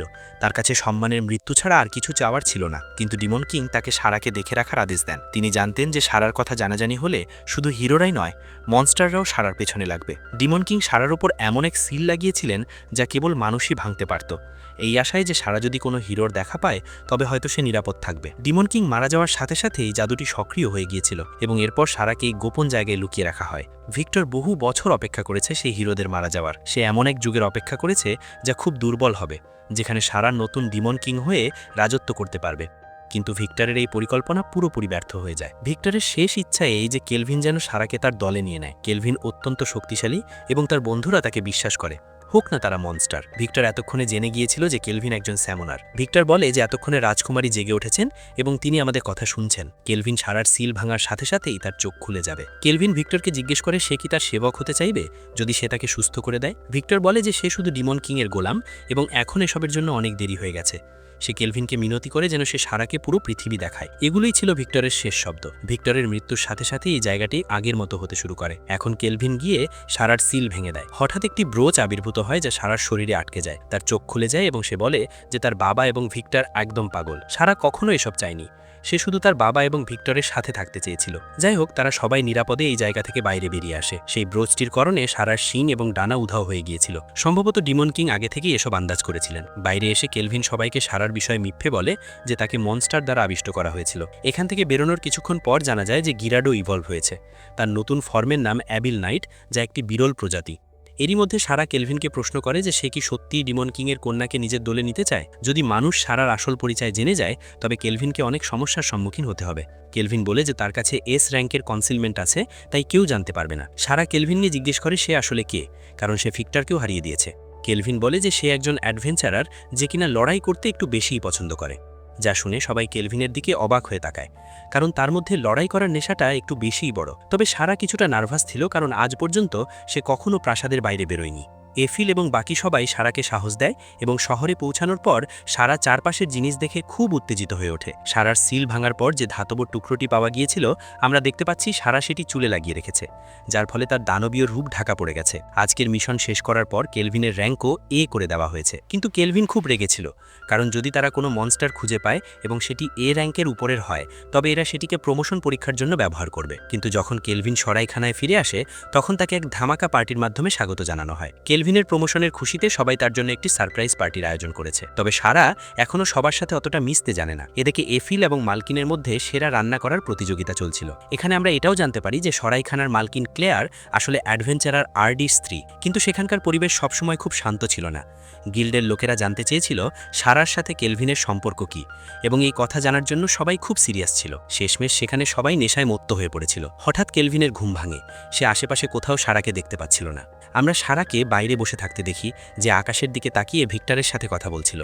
সে তাকে বলছিল যে বাইরের পৃথিবীটা আসলেই মজাদার। তার ভিক্টরের সাথে কাটানো পুরনো দিনগুলোর কথা মনে পড়ছিল। তার মনে পড়ে যে ভিক্টর তাকে সাঁতার শেখাবে বলে কথা দিয়েছিল। সারা বলে যে সে আজও সমুদ্র দেখতে চায়, পাহাড় দেখবে এবং অনেক শহর ঘুরে দেখবে। সে বলে, আমি এই জীবনটা প্রাণ ভরে বাঁচব যা তুমি আর আমার বাবা আমাকে দিয়েছ। কেলভিন সারার এইসব কথা লুকিয়ে শুনছিল। আমাদের কিছুক্ষণ আগের দৃশ্য দেখানো হয়, যেখানে জানা যায় কেলভিন সারার সাথেও চুক্তি করে নিয়েছে। কেলভিনের ব্ল্যাকস্মিথ স্কিল এবং এফিলের সেলাই করার স্কিলও এখন এস র্যাঙ্কের হয়ে গেছে, যা ব্যবহার করে তারা দুজন দারুণ কিছু জিনিস বানিয়েছে। যেমন সারার জন্য ভিক্টরের বর্ম দিয়ে তৈরি একটি অস্ত্র। সারা নিজেই এমনটা চেয়েছিল, যাতে সে ভিক্টরকে সবসময় অনুভব করতে পারে। আর গিরাডের জন্য তারা একটি চমৎকার সোর্ড বানিয়েছে। এফিলের জন্য তারা কিছু একটা বানিয়েছে যা এখনও আমাদের দেখানো হয়নি। তবে এসব তৈরি করতে কেলভিনের অনেকদিন সময় লেগেছে এবং সে খুব ক্লান্ত হয়ে পড়েছে। এফিল তাকে জিজ্ঞেস করে সে কি তার জন্য কিছু বানাতে পারে। হঠাৎ কেলভিন বলে যে সে ভাত খেতে চায়, কিন্তু এই পৃথিবীতে ভাত বলে কিছু নেই। কেলভিন আফসোস করে বলে যে পৃথিবীতে ভাত নেই, সেই পৃথিবীর মানে কি। ভাতের জন্য তার প্রচণ্ড ক্রেভিং শুরু হয়। এর কিছুক্ষণ পর আমরা তাদের সবাইকে কোথাও যেতে দেখি। তারা সবাই পানির শহর তোরায় যাচ্ছিল। কেলভিন শুনেছে যে তোরাতে ধানের মতো গাছ জন্মায়। এটি দেখার জন্যই তারা এই সফরে বের হয়েছে। তবে এই সফরের আরেকটি উদ্দেশ্য হলো ভিক্টরের কাছে করা প্রতিজ্ঞা রক্ষা করা, অর্থাৎ সারা কি পৃথিবী দেখানো। তোরা যাওয়ার জন্য কেলভিন গিল্ড মাস্টারের অনুমতিও অনায়াসেই পেয়ে গিয়েছিল। এরই মধ্যে জানা যায় মেলফিয়া আবারও গায়েব হয়ে গেছে। এটি সেই রাতের কথা যখন কেলভিন জানতে পারে যে সে মেলফিয়াকে স্যামন করতে পারবে না, কারণ তার ক্লাস হলো কনস্টেলেশন। এটুকু জানার পর কেলভিন খুব দুঃখিত হয়। তখন মেলফিয়া বলে যে সে তার একটি অবতার ব্যবহার করতে পারে, যা তার একটি অংশ। সেই অবতারের মাধ্যমে সে তার ঈশ্বর হওয়ার পরিচয় লুকিয়ে রাখতে পারবে। এটুকু বলে মেলফিয়া আবারও ছুটিতে চলে যায়। যাওয়ার সময় সে কেলভিনকে বলে যায় যে তার অবতার দেখতে ঠিক তার মতোই, তাই কেলভিনের অনুমতি আছে আবারও তার প্রেমে পড়ার। হঠাৎ সারা কেলভিনকে জানায় যে সে অনুভব করতে পারছে কেউ যেন তাদের লুকিয়ে দেখছে। বগি চালক বলে, এমন কথা বলে আমাকে ভয় পাইয়েন না। কিন্তু হঠাৎ কিছু ডাকাত এসে তাদের গাড়ি থামিয়ে দেয়। জানা যায় এটি বিখ্যাত ডাকাত দল ব্ল্যাকউইন্ড। কিছু সময় আগে ট্রাইসেন দেশ থেকে আসা এক এ র্যাঙ্কের অ্যাডভেঞ্চারার তাদের পুরো দলকে শেষ করে দিয়েছিল, কিন্তু হঠাৎ তারা কিভাবে যেন ফিরে এসেছে। দলের নেত্রী বলে, এই ছুরিগুলো তো দারুণ, এদের বস ভরেরও খুব পছন্দ করবেন। কেলভিন তার অ্যাপ্রাইজিং স্কিল দিয়ে দেখে যে এই নমুনাগুলোর লেভেল 25-এর বেশি নয়। সে সারাকে বলে এদের সাথে একটু খেলতে, তবে সে তাকে নতুন অস্ত্র ব্যবহার করতে নিষেধ করে। তাকে শক্তি নিয়ন্ত্রণে রেখে এদের সাথে লড়তে হবে। ডাকাতরা জানতো এরা পার্থ শহরের লোক এবং তারা আন্দাজ করে সারার র্যাঙ্ক বড়জোর সি হবে। কিন্তু যখন মার শুরু হয় তারা সারার শক্তি দেখে বিশ্বাস করতে পারছিল না। সারার লেভেল যেখানে 75, সেখানে এই বাচ্চারা কিভাবে তার সামনে টিকবে। তাদের নেত্রী ভয়ে আত্মসমর্পণ করে, কিন্তু ভাব এখনও কমেনি। সে বলে, আমাদের বসের লেভেল 70, তিনি আপনাদের দেখে নেবেন। কেলভিন অদ্ভুত হাসি দিয়ে তাকে জিজ্ঞেস করে, তুমি আমাদের তার সম্পর্কে আরও কিছু বলছো না কেন। যাই হোক, অবশেষে তারা তোরা শহরে পৌঁছায়। কেলভিন একটু অবাক হয়, কারণ এই জায়গাটি পুরনো জাপানের মতো দেখতে। আজ সারা প্রথমবার নিজের চোখে সমুদ্র দেখল। তার ভিক্টরের সেই প্রতিজ্ঞার কথা মনে পড়তে শুরু করে যখন সে তাকে সাঁতার শেখাবে বলে কথা দিয়েছিল। এখন সারা কেলভিনকে সাঁতার শেখানোর জন্য জেদ ধরে, যা শুনে কেলভিন বেশ লজ্জা পেয়ে যায়।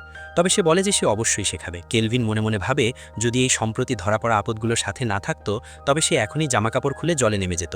কিন্তু তাকে এখন অপেক্ষা করতে হবে। সে যত দ্রুত সম্ভব এদের গিল্ডে জমা দিয়ে সেখান থেকে পালানোর চেষ্টা করছিল। কিন্তু সেখানকার গিল্ড মাস্টার, যিনি কিনা লিওর পুরনো বন্ধু, তিনি নিজের পুরনো কাসুন্দি ঘাঁটতে শুরু করেন। কেলভিনও তার কথা শুনতে বাধ্য হয়, কারণ সেই বৃদ্ধা জানান যে লিও কেলভিনের ব্যাপারে সব বলে দিয়েছে। কেলভিন ভয় পেয়ে যায় যে সেই ল্যাঙ্গটটা আবার না জানি কি ফাঁস করেছে। জানা যায় যে এই বৃদ্ধা এবং লিও একসময় একই দলের সদস্য ছিলেন। সেই সময় লিও অ্যানালাইজার হিসেবে খুব বিখ্যাত ছিলেন, কারণ তিনি সবার স্ট্যাটাসে উকিঝুঁকি মারতেন। কেলভিন মনে মনে বলে, এর থেকে বড় উদাহরণ আমার চেয়ে আর কি হতে পারে। যাই হোক, সে তাদের কাছে ব্ল্যাকউইন্ড গ্যাং সম্পর্কে জানতে চায়। জানা যায় যে ব্ল্যাকউইন্ড গ্যাং একসময় ধ্বংস হয়ে গিয়েছিল, যে অ্যাডভেঞ্চারার সেটি ধ্বংস করেছিলেন তিনিই পরে সেই গ্যাংয়ের নতুন বস হয়ে বসেন। সেই ব্যক্তিটি হলো ট্রাইসেন দেশের বিখ্যাত যোদ্ধা ক্রিস্টফ। গিল্ড সরাসরি তার বিরুদ্ধে ব্যবস্থা নিতে পারছিল না, কারণ এটি তোরা এবং ট্রাইসেন দেশের আন্তর্জাতিক বিবাদে রূপ নিতে পারত। সারা খুব রেগে যায় এই ভেবে যে তারা এভাবে ডাকাতদের ছেড়ে দিতে পারে না। কেলভিনও কিছুটা হতাশ ছিল, কারণ বসের লেভেল ছিল মাত্র 70। লেভেল আরও বেশি হলে লড়াইয়ে মজা পাওয়া যেত। হঠাৎ কেলভিন কারো উপস্থিতি টের পায়। সে নিজের সার্ভেন্ট নেটওয়ার্কের মাধ্যমে সারাকে জিজ্ঞেস করে যে সে কি 4জন শক্তিশালী অ্যাডভেঞ্চারারের উপস্থিতি অনুভব করছে। সারা জানায় যে বেশ কয়েকজন শক্তিশালী লোক শহরে প্রবেশ করছে, যাদের লেভেল প্রায় 50-এর কাছাকাছি। কেলভিন হাসতে হাসতে বলে যে ভাগ্য সবসময় তার সাথেই চলে। জানা যায় যে এই আগন্তুকরা আর কেউ নয়, সাক্ষাৎ হিরো দল। কেলভিন চাইছিল গিল্ডমাস্টার যেন ব্ল্যাকউইন্ডকে ধরার দায়িত্ব হিরোদের দেন। আমাদের খেলোয়াড় মনে মনে এক মোক্ষম পরিকল্পনা করে রেখেছিল। গিল্ডমাস্টার হিরো তোয়ার সাথে কথা বলেন যাতে সে শহরকে ব্ল্যাকউইন্ডের হাত থেকে রক্ষা করে, কিন্তু তোয়ার পার্টনারের মনে হয় এখানে সময় নষ্ট করা ঠিক হবে না, কারণ কনস্টেলেশন মেলফিয়ার দেওয়া নির্দেশ পালন করাই তাদের মূল কাজ। কিন্তু তোয়া তা মানে না। ব্ল্যাকউইন্ডের লোকরা মানুষদের অপহরণ করে দাস বানাচ্ছে এবং তোয়া চায় তার শক্তি মানুষের উপকারে ব্যবহার করতে। গিল্ডমাস্টার এসব নাটক দেখছিলেন আর ভাবছিলেন কেলভিনের আসল প্ল্যানটা কি, কারণ হিরোরা যদি ব্ল্যাকউইন্ডকে হারায় তবে কেউ আঙুল তুলতে পারবে না, যেহেতু হিরোরা হলো ন্যায়ের প্রতীক। কিন্তু কেলভিন তাকে সরাসরি মানা করে দেয় এবং বলে, তাহলে আমি কার সাথে লড়ব? এখান থেকে দৃশ্য সরাসরি ব্ল্যাকউইন্ডের আস্তানায় চলে যায়। সেখানে ব্ল্যাকউইন্ডের এক লোক একটি ছোট বাচ্চার সাথে দুষ্কর্ম করতে যাচ্ছিল। তখনই কেলভিন এবং তার দল সেখানে পৌঁছে তাকে চমকে দেয়। গিরাডের সেই লোকটিকে প্রথম থেকেই পছন্দ হয়নি, তাই সে দেখা মাত্রই তাকে খতম করে দেয়। এরপর আমরা ব্ল্যাকউইন্ডের নতুন বস ক্রিস্টফকে দেখি, যে তার দলের সাথে কেলভিনের হাতে ধরা পড়া সেই সঙ্গীর ব্যাপারে কথা বলছিল। তখনই কেলভিনের দল সেখানে হানা দেয় এবং তাদের শক্তির সামনে ডাকাতরা একদমই টিকতে পারে না। ক্রিস্টফ বুঝে যায় কেলভিনই সেই ব্যক্তি যে তার সঙ্গীকে ধরিয়ে দিয়েছে। সে বলে, এতদিনে আমার সমকক্ষ কোনো যোদ্ধা পেলাম। কিন্তু কেলভিন বলে, তোমার পেছনে নষ্ট করার মতো সময় আমার নেই। তুমি হলে মেইন ডিশ আসার আগে প্লেটের সেই নোংরা যাকে পরিষ্কার করা হয়। এদিকে হিরোরাও সেখানে পৌঁছে যায়, কিন্তু তারা অবাক হয় কারণ আশেপাশে কাউকে দেখতে পাচ্ছিল না। গিল্ডমাস্টার তাদের জানিয়েছিলেন যে তাদের আগে তিনি একজন এ র্যাঙ্কের অ্যাডভেঞ্চারারকে পাঠিয়েছেন। হিরো সাতসুনা তার ডিটেকশন স্কিল দিয়ে নিখোঁজ মানুষদের খোঁজ করার চেষ্টা করে এবং সফলভাবে অপহৃতদের কাছে পৌঁছায়, কিন্তু সেখানে তাদের রক্ষা করছিল ক্লোথো। তোয়া ক্লোথোকে ব্ল্যাকউইন্ডের অংশ ভেবে তার উপর পবিত্র সোর্ড চালাতে যাচ্ছিল। ঠিক তখনই সেই ছোট মেয়েটি মাঝখানে চলে আসে এবং তোয়াকে আচ্ছা করে শুনিয়ে দেয়। মেয়েটির মা জানান যে তাদের মেয়ে ওই অ্যাডভেঞ্চারারের বড় ফ্যান হয়ে গেছে, তিনিই তাদের বাঁচিয়েছেন এবং এই স্লাইমটিও তারই। সেই মহিলা তোয়াকে জিজ্ঞেস করেন সে কে। সাতসুনা তোয়াকে নিজের পরিচয় দিতে বারণ করলেও হিরো আর শো অফ করার সুযোগ ছাড়ে। সে বুক ফুলিয়ে জানায় যে সেই হলো তাদের হিরো। সবাই খুব খুশি হয় এই ভেবে যে কনস্টেলেশন তাদের বাঁচাতে দূত পাঠিয়েছেন। কিন্তু সেই মহিলা তোয়াকে অনুরোধ করেন সেই অ্যাডভেঞ্চারারকে সাহায্য করতে, কারণ ব্ল্যাকউইন্ডের বসের সামনে তিনি হয়তো টিকতে পারবেন না। হিরোরা দ্রুত শেষ দরজার দিকে ছুটে যায়। সেখানে গিয়ে দেখে ব্ল্যাকউইন্ডের সব গুন্ডা মার খেয়ে পড়ে আছে এবং তাদের সিংহাসনে কেলভিন তার দলের সাথে জাকিয়ে বসে আছে। হিরোরা ভুল করে ভাবে যে যারা নিচে পড়ে আছে তারাই হলো এ র্যাঙ্কের অ্যাডভেঞ্চারার, আর সামনে বসে থাকা কেলভিনই হলো ব্ল্যাকউইন্ডের লিডার। আর কেলভিনের ভেতরে লড়াইয়ের যে ভূত চেপেছিল সেও হিরোদের সামনে নিজেকে ডাকাত সর্দার হিসেবেই জাহির করতে শুরু করে এবং হিরোদের আচ্ছা করে অপমান করতে থাকে, যে কারণে তোয়া কেলভিনের ওপর ভীষণ রেগে যাচ্ছিল। কিন্তু কেলভিনের ভেতরের সেই লড়াইয়ের ভূত তখনও শান্ত হয়নি। সে 4জন হিরোকেই ছোট করে দেখিয়ে তাদের একসাথে লড়াই করার চ্যালেঞ্জ দেয়। মিয়াবি এবং নানা বুঝতে পারছিল না যে কেলভিন তাদের কেন এত বড় সুযোগ দিচ্ছে। এই খেলার পুরস্কার হিসেবে বিজয়ী তার যে কোনো একটি ইচ্ছা পূরণ করে নিতে পারবে। তোয়া চিৎকার করে বলে, তুমি কি আমাদের কাপুরুষ মনে করো? কিন্তু সাতসুনা তাকে থামায় এবং বোঝায় যে এটাই করা ঠিক হবে, কারণ তারা কেলভিনের শক্তি সম্পর্কে কিছুই জানে না এবং তার সন্দেহ যে কেলভিন কিছু একটা লুকাচ্ছে। তাই 4জন মিলে একসাথে লড়াই করাই বুদ্ধিমানের কাজ হবে। আসলে কেলভিনের আসল পরিকল্পনা ছিল হিরোদের এই জায়গার সাক্ষী বানানো যে এখানে আসলে কি ঘটছে। হিরোরা যদি ক্রিস্টফ এবং তার দলের বিরুদ্ধে চলে যায় তবে ট্রাইসেন দেশও তাদের বাঁচাতে পারবে না। আর কেলভিনকে ব্ল্যাকউইন্ডের সদস্য হওয়ার নাটক এজন্যই করতে হচ্ছিল কারণ সে যদি এটা না করত তাহলে হিরোরা কখনোই কার সাথে লড়ার জন্য সিরিয়াস হতো না। এসব তো ঠিক আছে, কিন্তু সারা জানতে চায় কেলভিন একাই কেন লড়বে? মজা করার অধিকার তো তাদেরও আছে। কেলভিন তাকে বলে যে সে তার অংশের লড়াই আগেই শেষ করে ফেলেছে। তখনই এফিল তার পিকনিকের সব সরঞ্জাম বের করে, যা দেখে সারা শান্ত হয়। তবে এফিলও কেলভিনের জন্য চিন্তিত ছিল। হিরোদের লেভেল কেলভিনের চেয়ে কম হলেও 4জনের সাথে একাকী লড়াই করা মোটেও সঠিক সিদ্ধান্ত নয়। তাছাড়া সব হিরোর কাছেই একটি ইউনিক স্কিল থাকে যার প্রভাব সম্পর্কে কেউ জানে না। কেলভিন এফিলকে চিন্তা করতে মানা করে, কারণ এটাই সেই সুযোগ যেখানে সে তার নতুন স্কিল পরীক্ষা করতে পারবে। কেলভিনের কাছে একটি নতুন স্কিল এসেছে যার নাম স্কিল ইটার। এটি ব্যবহার করে কেলভিন যে কোনো কারোর যে কোনো স্কিল কপি করতে পারে। অন্যদিকে হিরোদের দৃষ্টিভঙ্গি থেকে দেখা যায় তারা ভাবছিল কেলভিনের চারপাশের অরা কতটা অন্ধকার। সে নিশ্চয়ই অনেক মানুষের জীবন নষ্ট করেছে এবং আজ তার কর্মের বিচার হবে। এরপর হিরোরা বিভিন্ন উপাদানের কাছ থেকে শক্তি প্রার্থনা করে। তোয়া কেলভিনকে একজন জাদুকর ভেবে তার খুব কাছে গিয়ে আক্রমণ করার চেষ্টা করে, কিন্তু কেলভিন রেডিয়েন্স ল্যান্সার আক্রমণের মাধ্যমে সাতসুনা এবং তোয়ার পদক্ষেপ সেখানেই থামিয়ে দেয়। সাতসুনা পাল্টা আক্রমণ করার চেষ্টা করলে কেলভিন সহজেই বেঁচে যায়। নানা তার পোষ্য ড্রাগনটিকে বাইরে বের করে আনে। ড্রাগনটি কেলভিনের ওপর আগুনের শ্বাস দিয়ে হামলা করে, কিন্তু কেলভিন তার অ্যাক্সিলারেট স্কিল দিয়ে দ্রুত মিয়াবির পেছনে চলে আসে এবং স্কিল ইটার দিয়ে মিয়াবির ইউনিক স্কিল কপি করে নেয়। এই প্রক্রিয়ায় মিয়াবির অবস্থা এমন হয়ে যায় যেন তার সাথে খুব খারাপ কিছু ঘটে গেছে। জানা যায় যে কেলভিন এই নতুন ক্ষমতা ভিক্টরের বর্ম থেকেই পেয়েছে। কেলভিন এই গ্লভসের মাধ্যমে একসময় মাত্র দুটি স্কিলই কপি করে রাখতে পারে। যদি সে তৃতীয় কোনো স্কিল কপি করার চেষ্টা করে তবে প্রথমটি মুছে যাবে। এটি দেখে সারা সরাসরি বলে যে কেলভিন চিটিং করছে। এই কথা শুনে গিরাডের মনে পড়ে যে কেলভিন সারার কাছ থেকেও একটি স্কিল কপি করেছিল। যাই হোক, তোয়া মিয়াবিকে বাঁচানোর জন্য কেলভিনের সাথে লড়াই শুরু করে। এই সুযোগে নানা মিয়াবিকে সুস্থ করে দেয়। মিয়াবি অভিযোগ করে বলে ও আমাকে নোংরা করে দিয়েছে। তোয়া কেলভিনের ওপর প্রচণ্ড ক্ষিপ্ত ছিল।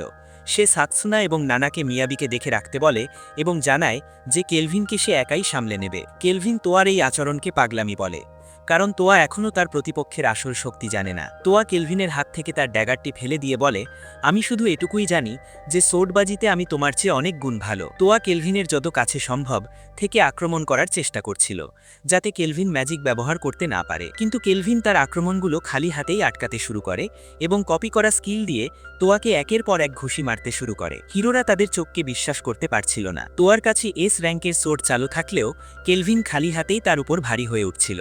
এটি ছিল সারার কাছ থেকে ধার নেওয়া এস র্যাঙ্কের মার্শাল আর্ট স্কিল। তোয়াকে সাহায্য করতে সাতসুনা কেলভিনের ওপর হামলা করতে আসে, কিন্তু কেলভিন সেই আক্রমণ এড়িয়ে একটি বিশাল দেওয়াল তুলে দেয়। সারা ও এফিল এই দেয়ালটি নিয়ে কথা বলছিল যে এটি ভাঙা তাদের জন্যও কঠিন, কিন্তু সাতসুনা তার বিশেষ কৌশলে সেই দেয়ালটি এক কোপে কেটে ফেলে। এটি ছিল তার ইউনিক স্কিল। সাতসুনা কিছু বুঝে ওঠার আগেই কেলভিন তার ওপর আচমকা হামলা করে, কিন্তু তোয়া মাঝখানে এসে সেই হামলা ঠেকিয়ে দেয়। তবে এতে সে কিছুটা আহত হয়। নানা তাকে সুস্থ করতে চাইলে তোয়া মানা করে দেয়। সে বলে তাকে ভবিষ্যতের ডিমন লর্ডকে হারাতে হবে। সে যদি সামান্য এক ডাকাতকে হারাতে না পারে তবে ন্যায় বিচার কিভাবে করবে? তখনই সাতসুনা তার গালে এক চড় মারে এবং বলে, নিজের কথা তো একটু ভাবো হে ন্যায়ের পূজারী। সাতসুনা জানায় যে যখন তাদের স্কুল থেকে হঠাৎই পৃথিবীতে নিয়ে আসা হয়েছিল সে খুব ভয় পেয়েছিল, কিন্তু এখন পর্যন্ত সে নিজেকে সামলে রেখেছে, কারণ তারা চারজন একসাথে আছে। তোয়া সবকিছু একাই করার চেষ্টা করে। তারা যদি এক হয়ে না লড়ে তবে কখনোই তাদের শক্তির পূর্ণ ব্যবহার করতে পারবে না। সাতসুনা বলে, তুমি অনেক শক্তিশালী হতে পারো, কিন্তু সবকিছু একা করা সম্ভব নয়। আমরা সবাই মিলে ডিমন লর্ডকে হারাবো। তোয়া নিজের গালে হাত বুলিয়ে বলে, এখন আমি সব বুঝতে পারছি। কেলভিন তাদের বলে, তোমাদের কথা বলা শেষ হলে শুরু করা যাক। তখনই একটি ছোট আলোকবিন্দু কেলভিনের চোখে এসে লাগে, যার ফলে সে আর কিছু দেখতে পাচ্ছিল না। নানা নিচের মাটি গলিয়ে দেয়। এখন কেলভিন নড়াচড়াও করতে পারছিল না। মিয়াবিও কেলভিনের বায়ুচাপের মতো একটি আক্রমণ তার ওপর চালায়। এরপর সেতসুনা এবং তোয়া একযোগে কেলভিনকে আক্রমণ করতে এগিয়ে আসে। কেলভিনের সামনে তখন বাঁচার কোনো পথ ছিল না, কিন্তু ঠিক সেই মুহূর্তে কেলভিন একটি অভাবনীয় চাল চালেন। তিনি নিজেকেই একটি বিস্ফোরণের মতো উড়িয়ে দেন। তোয়া তার লাইট ফেরি শিল্ডের কারণে কিছুটা বেঁচে যায় এবং সেতসুনাও হ্যাভেন ওয়াক টেকনিকের কারণে রক্ষা পায়। তবে এই হামলায় দুজনেরই অবস্থা শোচনীয় হয়ে পড়ে।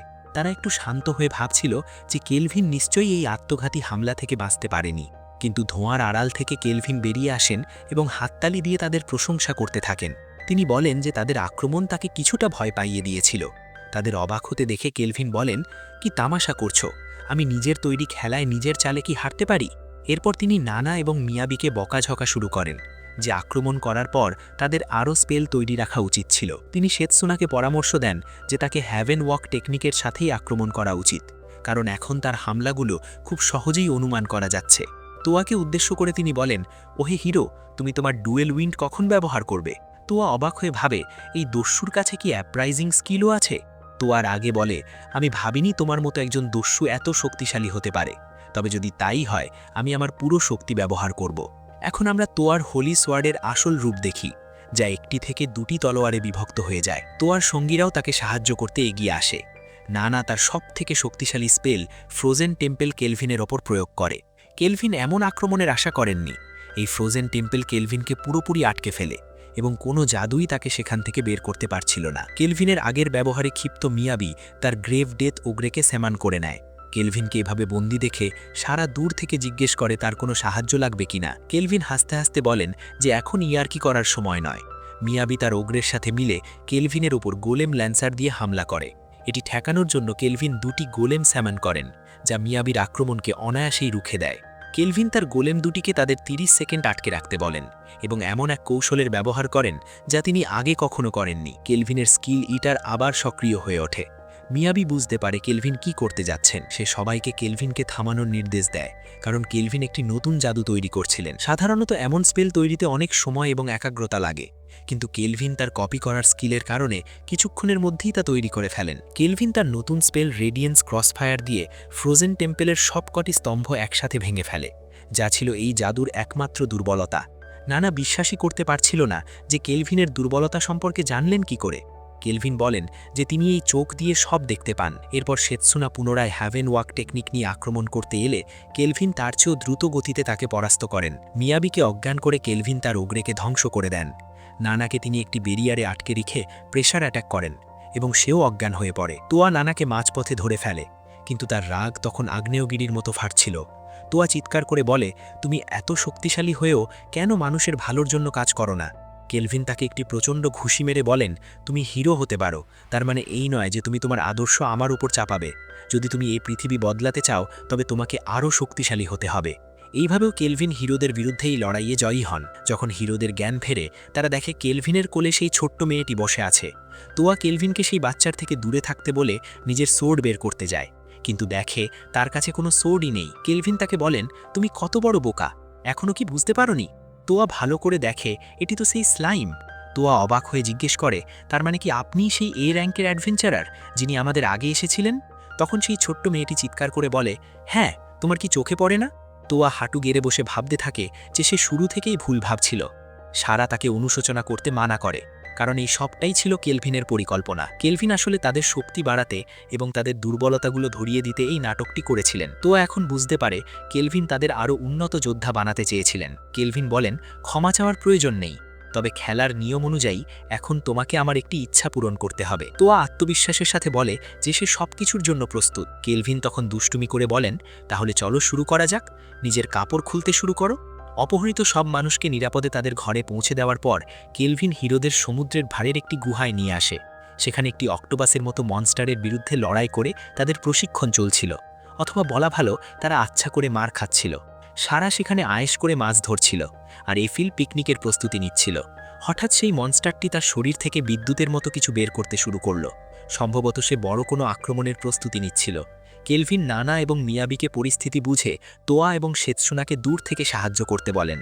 তিনি পরামর্শ দেন যে তারা যদি মনস্টারটির নাগাল না পায় তবে নানা যেন জল জমিয়ে বরফ করে দেয়। কেলভিন তাদের চারপাশের পরিবেশকে কাজে লাগিয়ে লড়াইয়ে প্রাকৃতিক সুবিধা নেওয়ার শিক্ষা দিচ্ছিলেন। নানার বুকের দিকে তাকিয়ে মিয়াবি মনে মনে ভাবে, নানার কাছে অ্যাডভান্টেজ তো ভালোই আছে। যাই হোক, সেই মনস্টারটি সবার ওপর বিদ্যুৎ দিয়ে হামলা করলে সবার অবস্থা খারাপ হয়ে যায়। কেলভিন ভাবেন যে এদের পেছনে অনেক খাটতে হবে। সারা কেলভিনের কাছে এসে জিজ্ঞেস করে সে এদের প্রশিক্ষণ দিচ্ছে কেন। কেলভিন বলে তার কাছে সঠিক উত্তর নেই, হয়তোবা কনস্টেলেশন মেলফিয়া এদের বেছে নেওয়ার জন্য। তবে আসল কারণ ছিল এরা কেলভিনের নিজের পৃথিবী থেকেই এসেছে।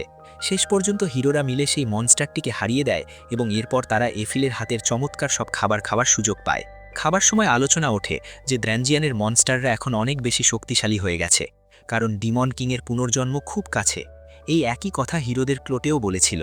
কেলভিন ডেরামিসের প্রধান পুরোহিত ক্লোটে সম্পর্কে জানতে পারেন, যিনি হিরোদের আহ্বান করেছিলেন। কেলভিন এটাও বুঝতে পারেন যে তিনি এবং এই হিরোরা এই পৃথিবীতে আলাদাভাবে এসেছেন। কেলভিন তোয়াকে প্রশ্ন করেন যে এখন সামান্য একটি অক্টোপাস মনস্টারের কাছেই যদি তাদের এই দশা হয় তবে ভবিষ্যতে এস র্যাঙ্কের মনস্টারের সামনে তারা কি করবে। তোয়া বলে যে তারা এখনও যথেষ্ট শক্তিশালী নয়, তাই তারা পালিয়ে যাবে।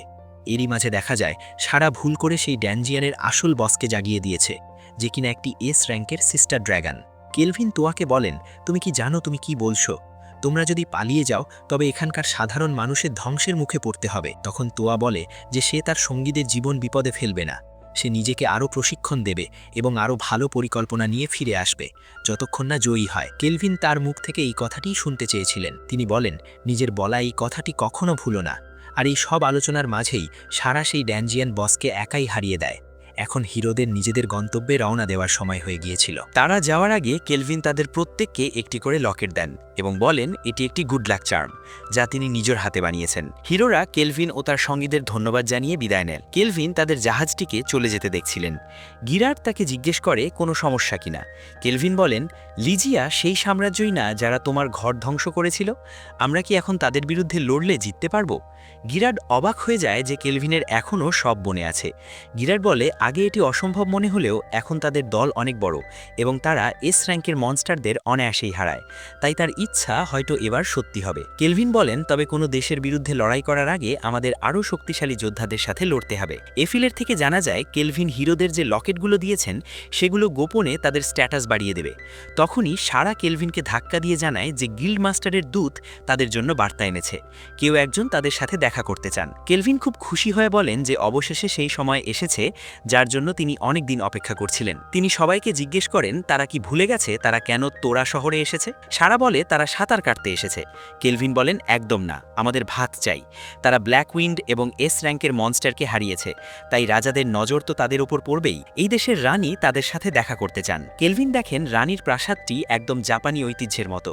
গিরার্ড জানায় যে প্রাচীনরা বলে তোরার প্রথম রাজা অন্য পৃথিবী থেকে এসেছিলেন, তাই এখানকার স্থাপত্য তার পছন্দ মতো তৈরি। প্রাসাদের ভেতরে মেঝেতে তাতামি বিছানো ছিল। জাপানি প্রথা অনুযায়ী এর ওপর জুতো খুলে হাঁটতে হয়। কেলভিনকে দেখে বাকিরাও জুতো খুলে নেয়। এরপর তোরার বর্তমান শাসক সুবাকি ফুজিওয়ারা সামনে আসেন। তিনি খুব মুগ্ধ হন যে এই বিদেশিরা তাতামি সম্পর্কে জানে। কেলভিন নিজের পরিচয় দেন যে তিনি একজন অ্যাডভেঞ্চারার এবং দলের নেতা, কিন্তু সবার নজর কেড়ে নিয়েছিল সারার রাজকীয় চালচলন।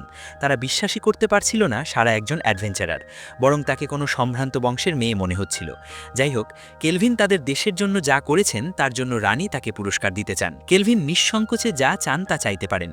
তোরা দেশের নিয়ম হলো সেখানকার ফসল শুধু সেখানকার মানুষই কিনতে পারে, তাই কেলভিন অনুমতি চান এখান থেকে ফসল কেনার জন্য। রানী অবাক হয়ে বলেন, তুমি চাইলে আরও অনেক কিছু চাইতে পারতে, শুধু এইটুকুই চাইলে? কেলভিন বলেন তিনি একজন স্বাধীন অ্যাডভেঞ্চারার, তার অন্য কোনো লালসা নেই। তবে রানী যদি জেদ করেন তবে তিনি চান তার এবং তার বন্ধুদের পেট যেন তোরার সুস্বাদু খাবার দিয়ে ভরিয়ে দেওয়া হয়। কেলভিনের কথা শুনে রানী হেসে ফেলেন এবং বলেন যে কেলভিনকে কিছু কিনতে হবে না, সে যতটা চায় এখান থেকে চাল নিয়ে যেতে পারে। এরপর তাদের জন্য তোরার প্রচুর সুস্বাদু খাবার পরিবেশন করা হয়, যার মধ্যে প্রধান ছিল কেলভিনের অতি প্রিয় ভাত। কেলভিন নিজেকে আর ধরে রাখতে পারছিলেন না, তিনি বিরতিহীনভাবে খেয়েই যাচ্ছিলেন। গিরার্ড এবং সারা জাপানি ঐতিহ্যবাহী মদ খেয়ে টালমাটাল হয়ে পড়ে, আর এফিল সেখানকার রাঁধুনির থেকে সব রেসিপি শিখে নেয়। কিছুদিন তারা তোরা শহরেই থেকে যায়। এই কদিনে এফিল জাপানি রান্না এবং আদবকেতাও রপ্ত করে ফেলে। সারা এবং ক্লোথো সুযোগ পেলেই মাছ ধরার জন্য পালিয়ে যায়, আর গিরার্ড নিজেকে প্রশিক্ষণ দিতে ব্যস্ত থাকে। এমনকি রানী সুবাকিও এফিলের রান্নার প্রেমে পড়ে গেছেন, তাই তিনি বারবার জোর করে কেলভিনের ঘরে চলে আসেন যাতে এফিলের হাতের রান্না খেতে পারেন। আর হবেই না কেন, এফিলের রান্নার দক্ষতা যে এস র্যাঙ্কের। রানী তো কেলভিনকে কয়েকবার বলেছেন এফিলকে এখানেই রেখে যেতে, এমনকি তিনি কেলভিনকেও থেকে যেতে বলেন এবং প্রস্তাব দেন যে কেলভিন এখানে থেকে তার দেখাশোনা করতে পারে। কেলভিন তখন বাহানা দেয় যে সে শুনেছে পার্থ শহরে মনস্টাররা ঢোকার চেষ্টা করছে, তাই তাদের দ্রুত ফিরতে হবে। সে একবার এফিলের দিকে তাকিয়েই সাথে সাথে তার পাশে চলে আসে এবং রানীর কাছে ক্ষমা চেয়ে বলে যে তাদের সফর এখনও শেষ হয়নি। রানী প্রত্যাখ্যাত হয়েও বলেন যে কেলভিনের মন বদলালে সে আবারও তোরাজে ফিরে আসবে। রানী কেলভিন ও তার দলের জন্য পার্থে ফেরার বিশেষ ব্যবস্থা করে দেন। তাদের একটি টেলিপোর্টেশন গেট দেখানো হয়। এফিল অবাক হয়ে জিজ্ঞেস করে যে হিরোরাও কি এটি ব্যবহার করে পশ্চিম মহাদেশে যেতে পারত না? কিন্তু টেলিপোর্টেশন গেট তৈরি করা অনেক কঠিন এবং এটি ব্যবহারের জন্য উভয় দেশের অনুমতির প্রয়োজন হয়। যখন কেলভিন বলে তাদের কাছে তো অনুমতি নেই, রানী তাকে বোকা বলে জানান যে অনুমতি তার গিল্ড আইডিতে আগে থেকেই দেওয়া আছে। কেলভিন রিওর ওপর রেগে যায় কারণ সে এই গোপন বিষয়টি তাকে জানায়নি।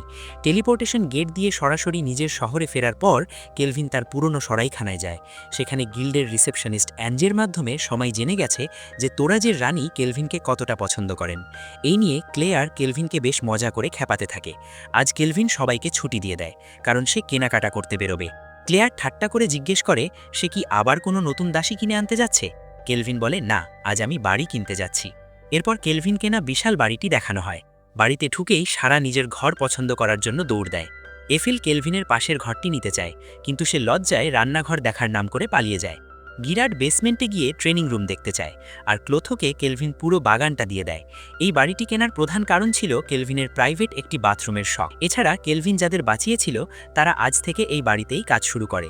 সবকিছুই ঠিকঠাক ছিল, কিন্তু কেলভিন সেই বিছানাটি খুব মিস করছিল যেখানে সে এফিলের সাথে ঘুমাতো। হঠাৎ কেলভিন অনুভব করে যে মেলফিয়া ফিরে এসেছে। সে তাকে স্যামন করার জন্য পুরোপুরি প্রস্তুত। মেলফিয়াও বলে সে কেলভিনের মন জয় করতে তৈরি। কেলভিন মেলফিয়ার নাম ধারতেই বিউটি কুইন কনস্টেলেশন মেলফিয়া সামনে আবির্ভূত হন। তাকে দেখে কেলভিন বাকরুদ্ধ হয়ে শুধু এটুকুই বলতে পারে, তুমি সত্যিই আমার পছন্দের মতো। কিন্তু সকাল হতেই মেলফিয়া কেলভিনকে বকাবকি শুরু করেন, কারণ কেলভিন হঠাৎ বাড়ি বদলানো ফলে তাকে খুঁজতে অনেক কষ্ট হতে হয়েছে। যদিও তিনি সার্ভেন্ট নেটওয়ার্ক ব্যবহার করতে পারতেন, কিন্তু তিনি কেলভিনকে সারপ্রাইজ দিতে চেয়েছিলেন। গিরার্ড এবং সারা প্রথমে তাকে চিনতে না পারলেও পরিচয়ের পর গিরার্ড বুঝতে পারে এটি সেই কণ্ঠস্বর যা সে শুনত। গিরার্ড মজা করে বলে, তাহলে আমাদের রাজা আরও এক উপপত্নীকে নিয়ে এসেছেন। কেলভিন ও মেলফিয়া দুজনেই প্রতিবাদ করেন। মেলফিয়া বলেন, আমি উপপত্নী নই, আমি কেলভিনের স্ত্রী। যা শুনে কেলভিনের মুখ দেখার মতো। একজন কনস্টেলেশনকে স্যামন করার পুরস্কার হিসাবে মেলফিয়া কেলভিনের বুকে একটি ফুলের চিহ্ন করে দেন, যা কনস্টেলেশনের আশীর্বাদের প্রতীক। এর দুটি বিশেষ ক্ষমতা আছে। 1, মাসে একবার কেলভিনের যে কোনো মরণঘাতী চোট নিজে থেকেই সেরে যাবে। 2, এখন থেকে কেলভিন নিজেও হিরোদের স্যামন করতে পারবে। এরপর দৃশ্যটি বদলে যায় এবং আমরা মেলফিয়া ও সারার মধ্যে একটি ভয়ঙ্কর লড়াই দেখতে পাই। দুজনেই জয়ের জন্য সর্বশক্তি প্রয়োগ করছিল। অন্যদিকে কেলভিন একা বসে ভাবছিল হিরোদের আসল কাজ কি। তারা কি শুধু ডিমন কিংকে মারার জন্য? কেলভিনের মতে একজন এস র্যাঙ্কের অ্যাডভেঞ্চারার বা পূর্ব মহাদেশের সবথেকে শক্তিশালী ব্যক্তি বিস্ট কিং গৌড়ও ডিমন কিংকে হারাতে পারেন। এই তীব্র লড়াইয়ে শেষ পর্যন্ত সারা জয়ী হয়। কিন্তু মজার বিষয় হলো, তারা লড়াই করছিল এই জন্য যে আজ রাতে কেলভিনের পাশে কে ঘুমাবে। ছোট মেয়ে লুকাও তখন বায়না ধরে সেও কেলভিনের পাশে ঘুমাবে। গিরার তাকে বুঝিয়ে শান্ত করে। লড়াইয়ের পর কেলভিন তাদের চোট সারিয়ে দিলে তারা স্নান করতে যায়। মেলফিয়া লক্ষ্য করেন কেলভিন খুব গভীর চিন্তায় মগ্ন। এফি আন্দাজ করে বলে, হয়তো মেলফিয়া বলা কোনো কথা নিয়ে কেলভিন এখনও ভাবছে। মেলফিয়া তখন কেলভিনের কাছে গিয়ে তার মুখে একটি চকলেট পুড়ে দিয়ে বলেন, তোমার মনে যা প্রশ্ন আছে আমাকে জিজ্ঞেস করতে পারো, সর্বোপরি আমি তোমার স্ত্রী। কেলভিনও আর বেশি কিছু না ভেবে জিজ্ঞেস করে যে আমাদের হিরোদের প্রয়োজন কেন। মেলফিয়া খুশি হয়ে জানায় যে তাকে প্রথমে ডিমান কিং সম্পর্কে ব্যাখ্যা করতে হবে। এই পৃথিবীতে কোনো নির্দিষ্ট একজন ডিমান কিং থাকে না। মেলফিয়াও নিজে বলতে পারে না যে পরবর্তী ডিমান কিং কখন কে হবে, কিন্তু প্রতিটি ডিমান কিংয়ের কাছে একটি বিশেষ স্কিল থাকে যাকে পেপিয়াস বলা হয়। এটি ডিমান কিংয়ের শরীরে দুভাবে প্রভাব ফেলে। প্রথমত, এটি ডিমান কিংয়ের ভেতরের শয়তানি বা মন্দ শক্তিকে প্রতি মুহূর্তে বহুগুণ বাড়িয়ে দেয়, যে কারণে তাদের ব্যক্তিত্ব অত্যন্ত ভয়ঙ্কর হয়ে ওঠে এবং তারা নিয়ন্ত্রণের বাইরে চলে যেতে পারে। আর এই স্কিলের দ্বিতীয় প্রভাব হলো, কেউ ডিমান কিংকে কোনো আঘাত বা ক্ষতি করতে পারবে না। কেলভিন অবাক হয়ে প্রশ্ন করে, তাহলে কেউ ডিমান কিংকে হারাবে কিভাবে? মেলফিয়া এটাই বোঝাতে চাচ্ছিল যে অন্য পৃথিবী থেকে আবাহন করা হিরোদের কাছে এই বিষয়টিরই সুবিধা থাকে। তারা ডিমান কিংয়ের এই অজেয় ক্ষমতাকে নিষ্ক্রিয় করতে পারে। কিন্তু কেলভিনের মনে হচ্ছিল অন্য পৃথিবী থেকে কারো ইচ্ছা ছাড়াই তাকে এখানে নিয়ে আসাটাকে ঠিক। মেলফিয়া বলে যে যদি তোমার এতে সমস্যা থাকে তবে তুমি রিইনকারনেশন সামেনিং ব্যবহার করতে পারো। এই পদ্ধতিতে অন্য পৃথিবীতে মারা যাওয়া ব্যক্তিদের পুনর্জন্ম দেওয়া হয়। হিরোদের আনার জন্য সাধারণ সামেনিং ম্যাজিক ব্যবহার করা হয়, কারণ রিইনকারনেশনের তুলনায় এটি মানা শক্তি কম লাগে। আর যাদের পুনর্জন্ম দেওয়া হয় তাদের নিজের স্কিল বেছে নেওয়ার পূর্ণ স্বাধীনতা থাকে, এমনকি তারা নিজের বয়স এবং চেহারাও পরিবর্তন করতে পারে। কেলভিন জিজ্ঞেস করে, তার মানে আমি আগে যেমন দেখতে ছিলাম এখন তেমন নেই? মেলফিয়া জানায় যে কেলভিন নিজের স্কিল বাড়ানোর লোভে নিজের চেহারা পরিবর্তন করেনি। কেলভিন আরও একটি প্রশ্ন করে যে সে কি সেই আত্মাকে বেছে নিতে পারে যাকে সে পুনর্জন্ম দিতে চায়। মেলফিয়া মানা করে দেয়, এটি সম্পূর্ণ দৈব বা র্যান্ডাম হয়। যেহেতু সে এটি জীবনে মাত্র একবারই করতে পারবে, তাই তার কাছে ভাবার জন্য যথেষ্ট সময় আছে। এটুকু বলে মেলফিয়া সেখান থেকে চলে যায় এবং কেলভিনের জন্য আনা চকলেটগুলো নিজেই বসে বসে খেয়ে নেয়। রাতের মধ্যে কেলভিন সিদ্ধান্ত নেয় যে সে রিইনকারনেশন সামানিংয়ে ব্যবহার করবে। সে গিরার্ডকে কথা দিয়েছে এবং সেই কথা রাখার জন্য তাদের দলকে আরও শক্তিশালী করতে হবে। কেলভিন সবাইকে ডেকে পাঠায় এবং রিকভারি পোশন খেয়ে নিজের পুরো এক্সপি পুনরুদ্ধার করে নেয়। সে চেয়েছিল তার 99% এক্সপি এই সামানিংয়ের কাজে ব্যবহার করতে, যাতে একজন অত্যন্ত শক্তিশালী হিরোকে পাওয়া যায়। এরপর কেলভিন প্রক্রিয়াটি শুরু করে, কিন্তু এটি সম্পন্ন হতে অনেক বেশি সময় নিচ্ছিল। সম্ভবত হিরো তার স্কিল বেছে নিতে অনেক সময় লাগাচ্ছিল। মেলফিয়া জানায় যে হিরো তার স্কিল বেছে নিয়েছে এবং সে নিজের বয়স এবং চেহারা পরিবর্তন না করার সিদ্ধান্ত নিয়েছে। সামানিং সার্কেল থেকে হিরো বাইরে বেরিয়ে আসে, কিন্তু দেখা যায় সে একটি ছোট মেয়ে। কেলভিন নিজের পরিচয় দিয়ে বলে যে সে একজন অ্যাডভেঞ্চারার। মেয়েটিও নিজের নাম বলে রিও। নাম শুনে কেলভিনের সেই বৃদ্ধ লিওর কথা মনে পড়ে যায়। মেয়েটি নিজের পুনর্জন্ম নিয়ে অত্যন্ত উত্তেজিত ছিল। কেলভিন তাকে বলে যে সেই তাকে পুনর্জন্ম দিয়েছে এবং এটি তার অনুমতি ছাড়াই করা হয়েছে। কেলভিন এর জন্য ক্ষমাও চায়, কিন্তু মেয়েটি কেলভিনের প্রতি কৃতজ্ঞ ছিল যে সে তাকে নতুন জীবন দিয়েছে। সে কেলভিনের গায়ে মাথা রেখে কাঁদতে শুরু করে। গিরার্ড মজা করে কেলভিনকে জিজ্ঞেস করে, মাস্টার, আপনার কাছে কি এমন কোনো স্কিল আছে যে মেয়েরা আপনার কাছে এলেই কাঁদতে শুরু করে? সামানিংয়ের ধকল সহ্য করতে না পেরে রিও সেখানেই অজ্ঞান হয়ে যায় এবং কেলভিনও তার সব এক্সপি ব্যবহারের কারণে অজ্ঞান হয়ে পড়ে। রিওর অতীতের কিছু ঝলক আমাদের দেখানো হয়, যা থেকে বোঝা যায় রিওর পুরো জীবন সম্ভবত হাসপাতালের বিছানাতেই কেটেছে। তার আশেপাশে কিছু ফ্যান্টাসি গল্পের বই রাখা ছিল। সেই পৃথিবীতে তার মৃত্যুর পর কেলভিনের মতোই রিওর সামনেও একটি মেনু কার্ড এসেছিল। এই নতুন পৃথিবীতে সে হাঁটতে পারছিল, দৌড়াতে পারছিল। এটি দেখে সে ভীষণ খুশি হচ্ছিল। দৌড়াতে দৌড়াতে রিও পড়ে যায়। কেলভিন তার কাছে এসে বলে যে তার মতো সেও এই পৃথিবীতে এসে অবাক হয়েছিল এবং সে রিওকে এও জানায় যে তার কাছে কোনো পুরনো স্মৃতি নেই। রিও জিজ্ঞেস করে, আপনিও কি আমার মতো পুনর্জন্ম পেয়েছেন? কেলভিন বলে যে হ্যাঁ, তবে এতে কনস্টেলেশনের ভুল ছিল। কেলভিন রিওর সাথে তার এই পর্যন্ত সব যাত্রার গল্প শেয়ার করে এবং জানায় যে সে তাকে নিজের স্বার্থের জন্যই স্যামেন করেছে, কিন্তু রিও যদি তাকে সাহায্য করতে না চায় তবে সে তাকে জোরাজুরি করবে না। রিও জানায় যে সে অবশ্যই সাহায্য করবে। কেলভিন তাকে একটি নতুন জীবন দিয়েছে। তার আগের জীবনে সে সবসময় অসুস্থ থাকত। রিও আগে কোথাও বেরোতে পারত না, সে সারাক্ষণ কেবল ফ্যান্টাসি উপন্যাস পড়ত, কিন্তু কেলভিন তাকে একটি সুযোগ দিয়েছেন। এখন তার কাছে একটি সুস্থ শরীর আছে যা নিয়ে সে অভিযানে যেতে পারবে। সে কেলভিনের সাহায্য করে এই ঋণ শোধ করতে চায়। রিওর সিদ্ধান্ত জানার পর কেলভিন তাকে জানায় যে এখানে কালো চুল অত্যন্ত বিরল, তাই সে সবাইকে বলবে যে রিও তার ছোট বোন। এটি শুনে রিও খুব খুশি হয়, কারণ আগের জীবনে তার কোনো ভাই ছিল না। সে জিজ্ঞেস করে, তাহলে কি সে কেলভিনকে বড় ভাই বলতে পারে? কেলভিনের একটি অনুরোধ ছিল। রিওর নাম সেই লোকটির মতো যাকে কেলভিন একদমই পছন্দ করে না, তাই সে জিজ্ঞেস করে রিও কি তার নাম পরিবর্তন করতে চাইবে। রিও জিজ্ঞেস করে রেয়ন নামটা কেমন হবে। কেলভিন বলে এটি খুব একটা আলাদা নয়, কিন্তু রেয়ন জানায় এই নামটি তার ফ্যান্টাসির একটি অংশ। সে অ্যাডভেঞ্চারার হওয়ার স্বপ্ন দেখত যেখানে তার নাম ছিল রেয়ন। কেলভিন তার কথা বুঝতে পারে এবং বলে ফ্যান্টাসির এই পৃথিবীতে তোমাকে স্বাগত। এর কিছুক্ষণ পর মাঝরাতে কেলভিনের ঘুম ভেঙে যায়। সে দেখে তার এক পাশে সারা এবং অন্য পাশে মেলফিয়া তাকে জড়িয়ে ধরে শুয়ে আছে। সে লক্ষ্য করে বিছানার ভিতর রিয়ানও বিছানার সবার সাথে শুয়ে আছে। এটি দেখে সে খুব খুশি হয় যে রিয়ান সবার সাথে খুব দ্রুত মিশে গেছে। পরের দিন তারা সবাই ডার্ক পার্পল ফরেস্টে যায়। কেলভিন তার বাড়ির পরিচারিকাদেরও সাথে নিয়ে এসেছিল। সে চেয়েছিল তারাও যেন শক্তিশালী হয়ে ওঠে, যাতে বিপদে নিজেদের রক্ষা করতে পারে। আর লেভেল বাড়ানোর জন্য তাদের মনস্টারদের সাথে লড়াই করার প্রয়োজন ছিল না, কারণ কেলভিনের কাছে একটি নতুন স্কিল ছিল যার মাধ্যমে সে নিজের অভিজ্ঞতা দলের সবার সাথে ভাগ করে নিতে পারত। অর্থাৎ রিয়নের লেভেল কোনো লড়াই ছাড়াই বেড়ে যাবে। গিরার্ড এবং বাকিরা মনস্টার মারতে সাথে সাথে রিয়নের লেভেলও বাড়তে থাকে। হঠাৎ এফিল জঙ্গলে একটি শক্তিশালী মনস্টারের উপস্থিতি টের পায়। সে বুঝতে পারে এটি একটি শ্যাডো উলফ। কেলভিন রিওকে জিজ্ঞেস করে তার কি কুকুর পছন্দ।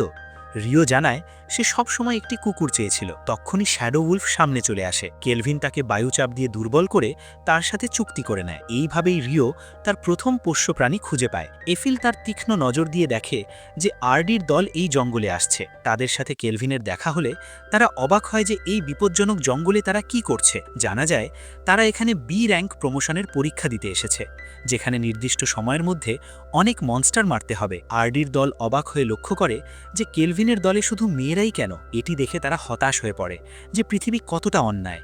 তাদের লড়াই করারই ইচ্ছা চলে যায় এবং তারা দুঃখিত মনে সেখান থেকে চলে যায়। তাদের যাওয়ার পর সারা, ক্লোথো এবং গিরার্ড সেখানে ফিরে আসে। তারা আরডির দলের আওয়াজ শুনেছিল। কেলভিন যখন তাদের আসার কারণ বলে তখন সবাই চিন্তায় পড়ে যায়, কারণ তারা ইতিমধ্যেই জঙ্গলের সব মনস্টার শেষ করে ফেলেছে। কেলভিন দ্রুত গিয়ে আরডির কাছে ক্ষমা চায়। আরডি তাকে ক্ষমা চাইতে বারণ করে এবং বলে সে বুঝতে পারছে। আরডি আরও জানায় কেলভিনও তো এস র্যাঙ্কের পরীক্ষা দিতে চলেছে।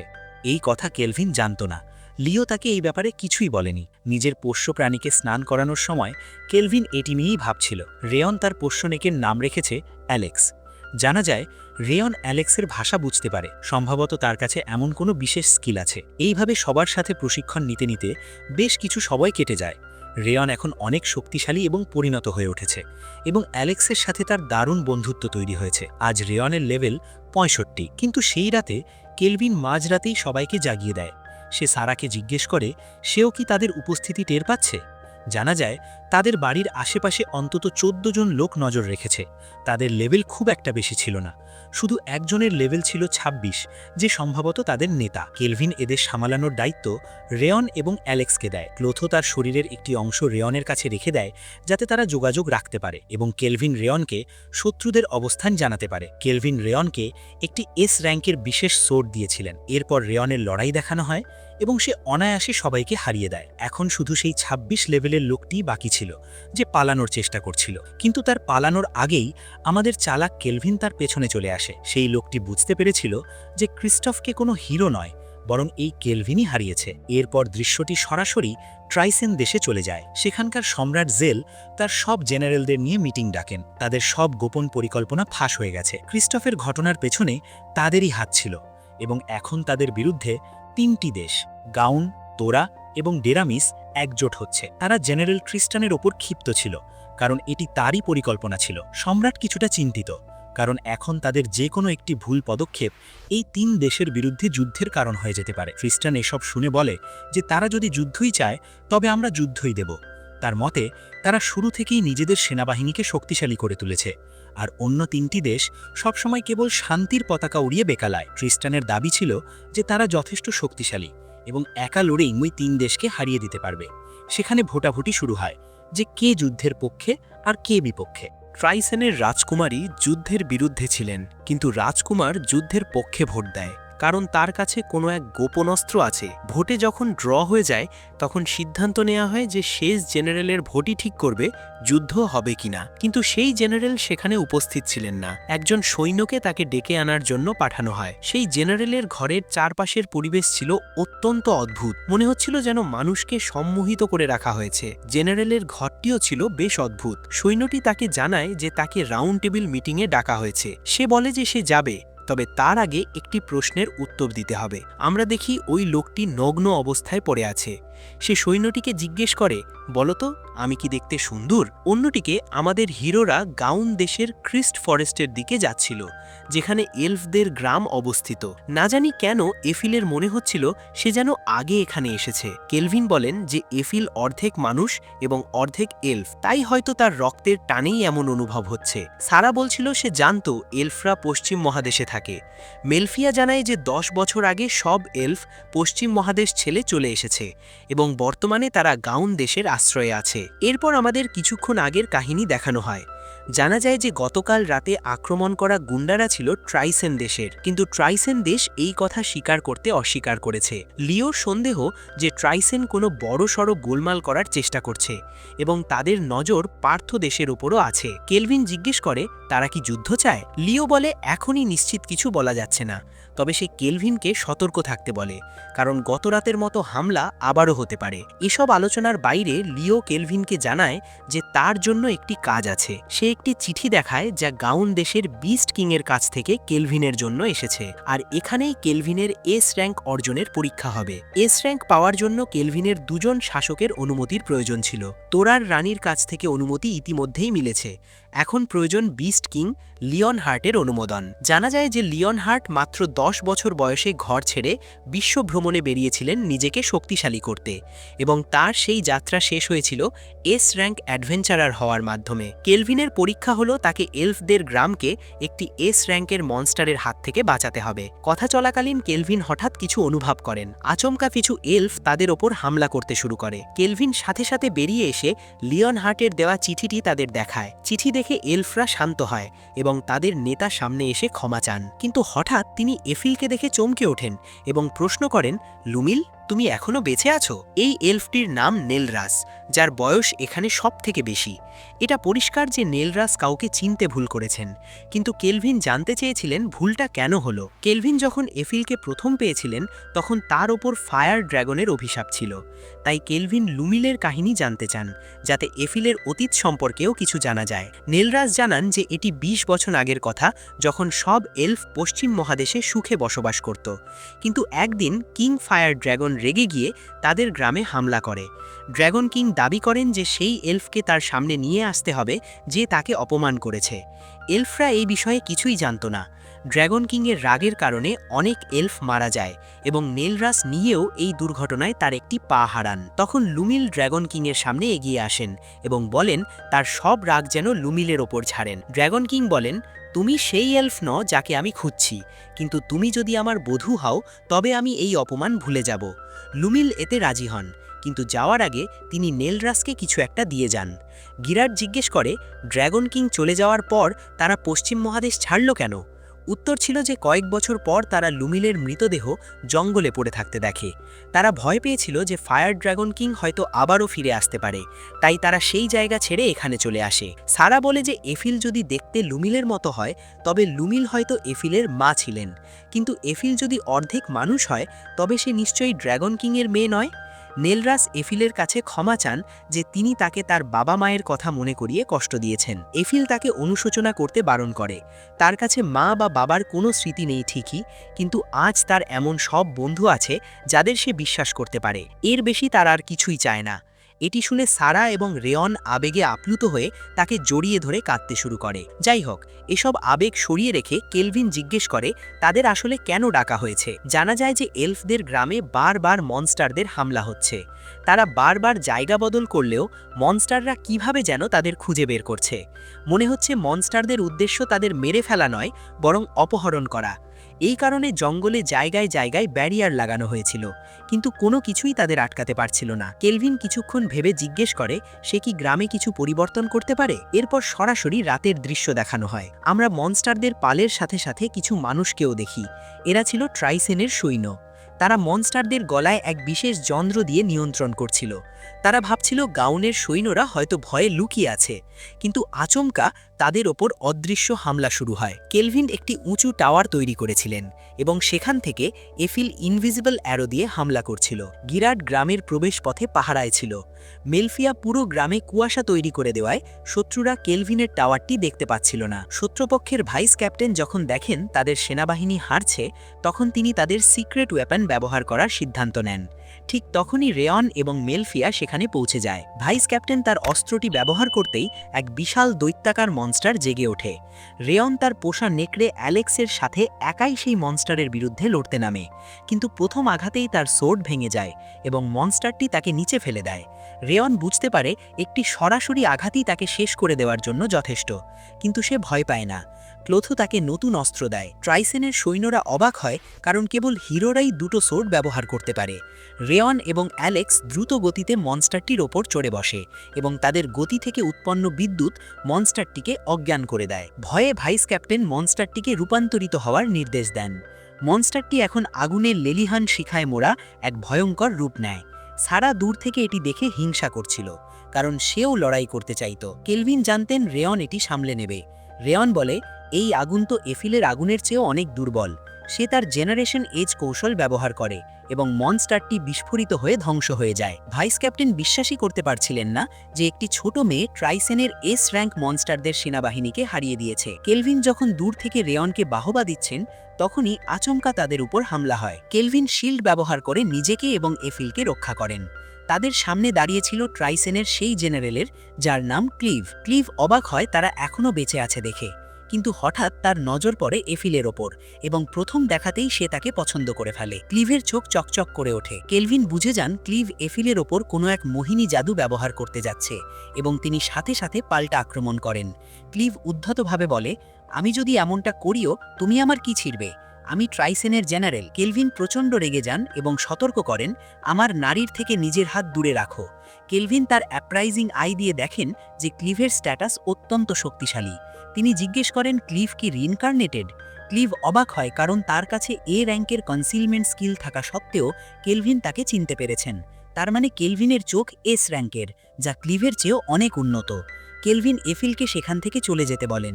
ক্লিভ তাকে আটকানোর চেষ্টা করে। এতে কেলভিন রেগে গিয়ে উইন্ড অ্যাটাক করেন, যা এতটাই শক্তিশালী ছিল যে 5 জন বেশ দূরে ছিটকে যায়। এরপর কেলভিন ওয়াচ টাওয়ারটি অদৃশ্য করে মাজক দিয়ে 4টি নতুন অস্ত্র তৈরি করেন। ক্লিভ তার হেলিক্স ব্যারিয়ার দিয়ে কেলভিনের সব আক্রমণ এবং ম্যাজিক রুখে দেয়। তখন কেলভিন ক্লিভকে বিদ্রূপ করে বলেন, নিজের ক্যারেক্টার তৈরি করতে কত সময় লেগেছে তোমার? তুমি তো বড্ড বেশি সুন্দর, একদম গেম ক্যারেক্টারের মতো। ক্লিভ বলে যে এটি সত্যি অবাক করার বিষয়, কারণ তার হেলিক্স ব্যারিয়ার স্পর্শ মাত্রই যে কোনো অস্ত্র ছাই হয়ে যায়। কিন্তু কেলভিনের অস্ত্রগুলো এখনও টিকে আছে। কেলভিনের মুখে সেই পরিচিত বাঁকা হাসি ফুটে ওঠে। তখনই ক্লিভ বলে, আগে নিজের পেছনটা তো দেখো মিস্টার নোবাডি। ক্লিভের সৈন্যরা কেলভিনকে ঘিরে আক্রমণ করে। কেলভিন একজনকে সামলে নেন এবং বাকিদের জন্য তার অস্ত্রগুলোই যথেষ্ট ছিল। কেলভিন লক্ষ্য করেন যে এই সৈন্যদের সম্মোহিত করে রাখা হয়েছে। তিনি বিদ্রূপ করে বলেন, তুমি কেমন হিরো যে নিজের দলের লোকদের উপরই মোহিনী জাদু ব্যবহার করো? ক্লাইভ উদ্ধতভাবে বলে যে এই লোকেরা তার মতো সুদর্শন একজনের সেবা করতে পেরে ধন্য। সে কেলভিনকে দ্রুত মরতে বলে যাতে সে এফিলের কাছে যেতে পারে। ঠিক তখনই এফিল নিচ থেকে একটি পেনিট্রেশন অ্যাটাক চালায়, যা ক্লাইভের হেলিক্স ব্যারিয়ারকেও ভেঙে চুরমার করে দেয়। কেলভিন তার 4টি পরিবর্তিত গোলেম বের করে আনেন, যাদের এখন নিজস্ব আত্মা আছে এবং তারা নিজেদের বুদ্ধিতে কাজ করতে পারে। ক্লাইভ বুঝতে পারে কেলভিন ব্ল্যাক ম্যাজিক ব্যবহার করেছেন। কেলভিনের গোলেমগুলো সৈন্যদের সামলে নেয়, আর কেলভিন সরাসরি ক্লাইভের সাথে লড়তে শুরু করেন। ক্লাইভ কেলভিনের দক্ষতায় মুগ্ধ হয়ে তাকে তার দাস হওয়ার প্রস্তাব দেয়। কেলভিন তাকে মুখ বন্ধ রাখতে বলে পাল্টা আক্রমণ করেন। ক্লাইভ এবার উন্মত্তের মতো চারদিকে হামলা চালাতে থাকে, যার ফলে তার নিজের সৈন্যরাও মারা যাচ্ছিল। ক্লাইভ বলে, কারে বাকি যায় আসে, আমি এমন আরও খেলনা জোগাড় করে নেব। এই নিষ্ঠুরতা দেখে কেলভিন প্রচণ্ড রেগে যান। ক্লাইভ বুঝতে পারছিল না কেলভিন কেন এই সাধারণ মানুষদের জন্য এত ভাবছেন। ক্লাইভের মতে পুনর্জন্ম পাওয়া ব্যক্তিরা এক অদ্ভুত চিট কোড পেয়েছে যা তাদের আগের জীবনে ছিল না, তাই তারা যা খুশি করার ক্ষমতা রাখে। সে কেলভিনকে তার মতোই একজন ব্যাটেল জাঙ্কি বলে অভিহিত করে। কেলভিন স্বীকার করেন যে তিনিও শক্তি পেলে উত্তেজিত হন, কিন্তু ক্লাইভের মতো শক্তির অহংকার তার নেই। দুজনের চরম সংঘর্ষে কেলভিনের অস্ত্র ভেঙে যায়, কিন্তু ক্লাইভের মুখেও ক্ষতের সৃষ্টি হয়। এতে ক্লাইভ হিতাহিত জ্ঞান হারিয়ে তার সবথেকে শক্তিশালী এস র্যাঙ্ক আল্টিমেট ম্যাজিক ব্যবহার করে। কেলভিন তখন ক্লোথোকে তার বিশেষ অস্ত্র ব্ল্যাক স্টাফ ডিজাস্টার বের করতে বলেন। কেলভিন জানান এই অস্ত্রটি এখনও পুরোপুরি তৈরি নয় এবং আগে কখনো তিনি এটি পরীক্ষা করেননি। কিন্তু এই নতুন অস্ত্রের এক আঘাতেই ক্লাইভের বিশাল ম্যাজিক 2 টুকরো হয়ে যায় এবং পেছনের পাহাড়টিও ধ্বংস হয়ে যায়। ক্লাইভের 2 পা কাটা পড়ে এবং সে যন্ত্রণায় কাতরাতে থাকে। কেলভিন তাকে চিরতরে শেষ করে দিতে এগিয়ে আসছিলেন এবং ক্লাইভ প্রাণের ভিক্ষা চাইছিল, কিন্তু কেলভিন আঘাত করার আগেই ক্লাইভ সেখান থেকে অদৃশ্য হয়ে যায়। আসলে ট্রাইসেনের জেনারেল ট্রিস্টান তাকে বাঁচিয়ে নেয়। ট্রিস্টান স্বীকার করে যে এলফদের গ্রামে হামলার পরিকল্পনা এবং এই মনস্টার সেনাবাহিনী তারই তৈরি। কেলভিন তাকে ক্লাইভকে ফেরত দিতে বললেও ট্রিস্টান তা অস্বীকার করে, কারণ ক্লাইভ এখনও তাদের প্রয়োজন। কেলভিন বুঝতে পারেন ট্রিস্টান সামনিং ম্যাজিক ব্যবহার করেছে। ট্রিস্টান কেলভিনের জ্ঞানে মুগ্ধ হয়ে পরাজয় স্বীকার করে সেখান থেকে চলে যায়, তবে যাওয়ার আগে বলে যায় যে তাদের আবার দেখা হবে। লড়াই শেষে পরিশ্রান্ত কেলভিন সবার কাছে ফিরে আসেন। এলফরা বুঝতে পারে তারা বিপদমুক্ত। সেই সময় গিরাড এফিলকে খেপাতে থাকে, এই বলে যে মাস্টার কি সত্যিই বলেছিলেন যে আমার নারীর থেকে নিজের হাত দূরে রাখো। এফিল লজ্জায় লাল হয়ে যায়। তখনই কেলভিন তাদের পেছনে এসে হাজির হন। কেলভিনকে দেখে এফিল আরও বেশি লজ্জিত হয়। ওদিকে দেখা যায় রেয়ন, সারা এবং মেলফিয়া তড়িৎ গতিতে দৌড়ে আসছে। তারা প্রতিযোগিতা করছিল যে কেলভিন কাকে আগে বাহবা দেবে। রেয়ন বিদ্যুতের গতিতে সবার আগে গিরাডের কাছে পৌঁছে যায়। রেয়ন যা করল তা দেখে বোঝা যায় যে সে আগের চেয়ে আরও অনেক বেশি শক্তিশালী হয়ে উঠেছে। কেলভিন রেয়নকে বাহবা দেয়। এরপর দৃশ্যটি ট্রাইসেন দেশে চলে যায়, যেখানে ক্লাইভকে বেঁধে রাখা হয়েছিল। তার পা দুটি আবারও আগের মতো ঠিক হয়ে গিয়েছিল। সে তার সামনে জেনারেল ট্রিস্টানকে দেখতে পায়, যে কিছু সৈন্যের সাথে কার্সড ওয়েপন নিয়ে দাঁড়িয়েছিল। ট্রিস্টান তাকে জানায় যে সেই তার পা সুস্থ করেছে। এরপর তারা ক্লাইভের ওপর সেই অভিশপ্ত অস্ত্র দিয়ে হামলা করতে শুরু করে। ট্রিস্টানের সাথে আমরা সেই এলফকেও দেখতে পাই যে গিরাডের দেশ ধ্বংসের কারণ ছিল। আগে এক বণিকের কথা বলা হয়েছিল, যার কাছ থেকে ট্রিস্টান সেই কলারগুলো পেয়েছিল, যা দিয়ে সে এস র্যাঙ্ক মনস্টারদের নিয়ন্ত্রণ করছিল। সম্ভবত এই এলফটি সেই বণিক। জানা যায় যে ট্রিস্টান পুনর্জন্মপ্রাপ্ত মানুষদের ওপর কোনো এক ধরনের পরীক্ষা চালাচ্ছে। এরপর দৃশ্যটি এলফদের গ্রামে ফিরে আসে, যেখানে উৎসব চলছিল। দূর থেকে কেলভিন এই উৎসব দেখছিলেন। তখনই এফিল তার কাছে আসে এবং জিজ্ঞেস করে সে কি ভাবছে। কেলভিন ভাবছিলেন যে তিনি এতটাই শক্তিশালী হতে চান যেন তার আপনজনদের ওপর কখনো কোনো বিপদ না আসতে পারে। তখনই হঠাৎ কেলভিনের মনে তার আগের জীবনের একটি ছোট্ট স্মৃতি ভেসে ওঠে। তিনি একটি শব্দ শুনতে পান, আমার কোনো অনুশোচনা চাই না। যাই হোক, তিনি বিষয়টি এড়িয়ে গিয়ে এফিলকে জিজ্ঞেস করেন তার হাতে কি। এটি ছিল লুমিলের সেই স্মৃতিচিহ্ন যা যাওয়ার আগে তিনি নেলরাসকে দিয়ে গিয়েছিলেন এবং এখন নেলরাস সেটি এফিলকে দিয়ে দিয়েছেন। কেলভিন সেটি এফিলের চুলে পরিয়ে দেন, যা তাকে দেখতে খুব সুন্দর লাগছিল। হঠাৎ এফিল লজ্জায় কেলভিনকে নিজের মনের কথা বলে। সে বলে যে সে কেলভিনের জন্য অনেক পরিশ্রম করতে চায় এবং সারা জীবন কেলভিনের সাথে থাকতে চায়। কেলভিনও বলেন যে তিনিও সেটাই চান। সেখানে হয়তো রোম্যান্টিক কিছু হতো, কিন্তু হঠাৎ একদল লোক সেখানে চলে আসে। তখন একটি ছোট এলফ মেয়ে কেলভিনের কাছে এসে তাকে ধন্যবাদ জানায় তাদের গ্রাম বাঁচানোর জন্য। এরপর হঠাৎ সে হাসতে শুরু করে। আমরা জানতে পারি যে এটি আসলে স্বয়ং বিস্ট কিং লায়নহার্ট। কেলভিন বিশ্বাসই করতে পারছিলেন না যে বিস্ট কিং কি একটি মেয়ে। লায়নহার্ট বলেন তা নয়, এটি তার অনেকগুলো রূপের মধ্যে একটি, এবং এই রূপেই তিনি সারাক্ষণ কেলভিনের ওপর নজর রাখছিলেন। কেলভিন খুব ভালো কাজ করেছেন এবং তিনি তার প্রমোশন পরীক্ষায় পাশ করেছেন। অর্থাৎ কেলভিন এখন একজন এস র্যাঙ্ক অ্যাডভেঞ্চারার হয়ে গেছেন। লায়নহার্ট জানান যে 4 দিন পর অফিসিয়াল প্রমোশন সেরেমনি হবে, যেখানে কেলভিনকে যেতে হবে। সেখানে কেলভিন অন্য এস র্যাঙ্ক অ্যাডভেঞ্চারারদের সাথে মক ব্যাটেল করার সুযোগ পাবেন। এটি শুনে কেলভিনের উত্তেজনা চরমে পৌঁছে যায়। কেলভিনের সঙ্গীরা ভাবছিল যে এই লোকটা কোনো দিন শোধরাবে না। লায়নহার্ট কেলভিনের উৎসাহ দেখে মুগ্ধ হন এবং এখানেই এই অ্যানিমের প্রথম সিজন শেষ হয়।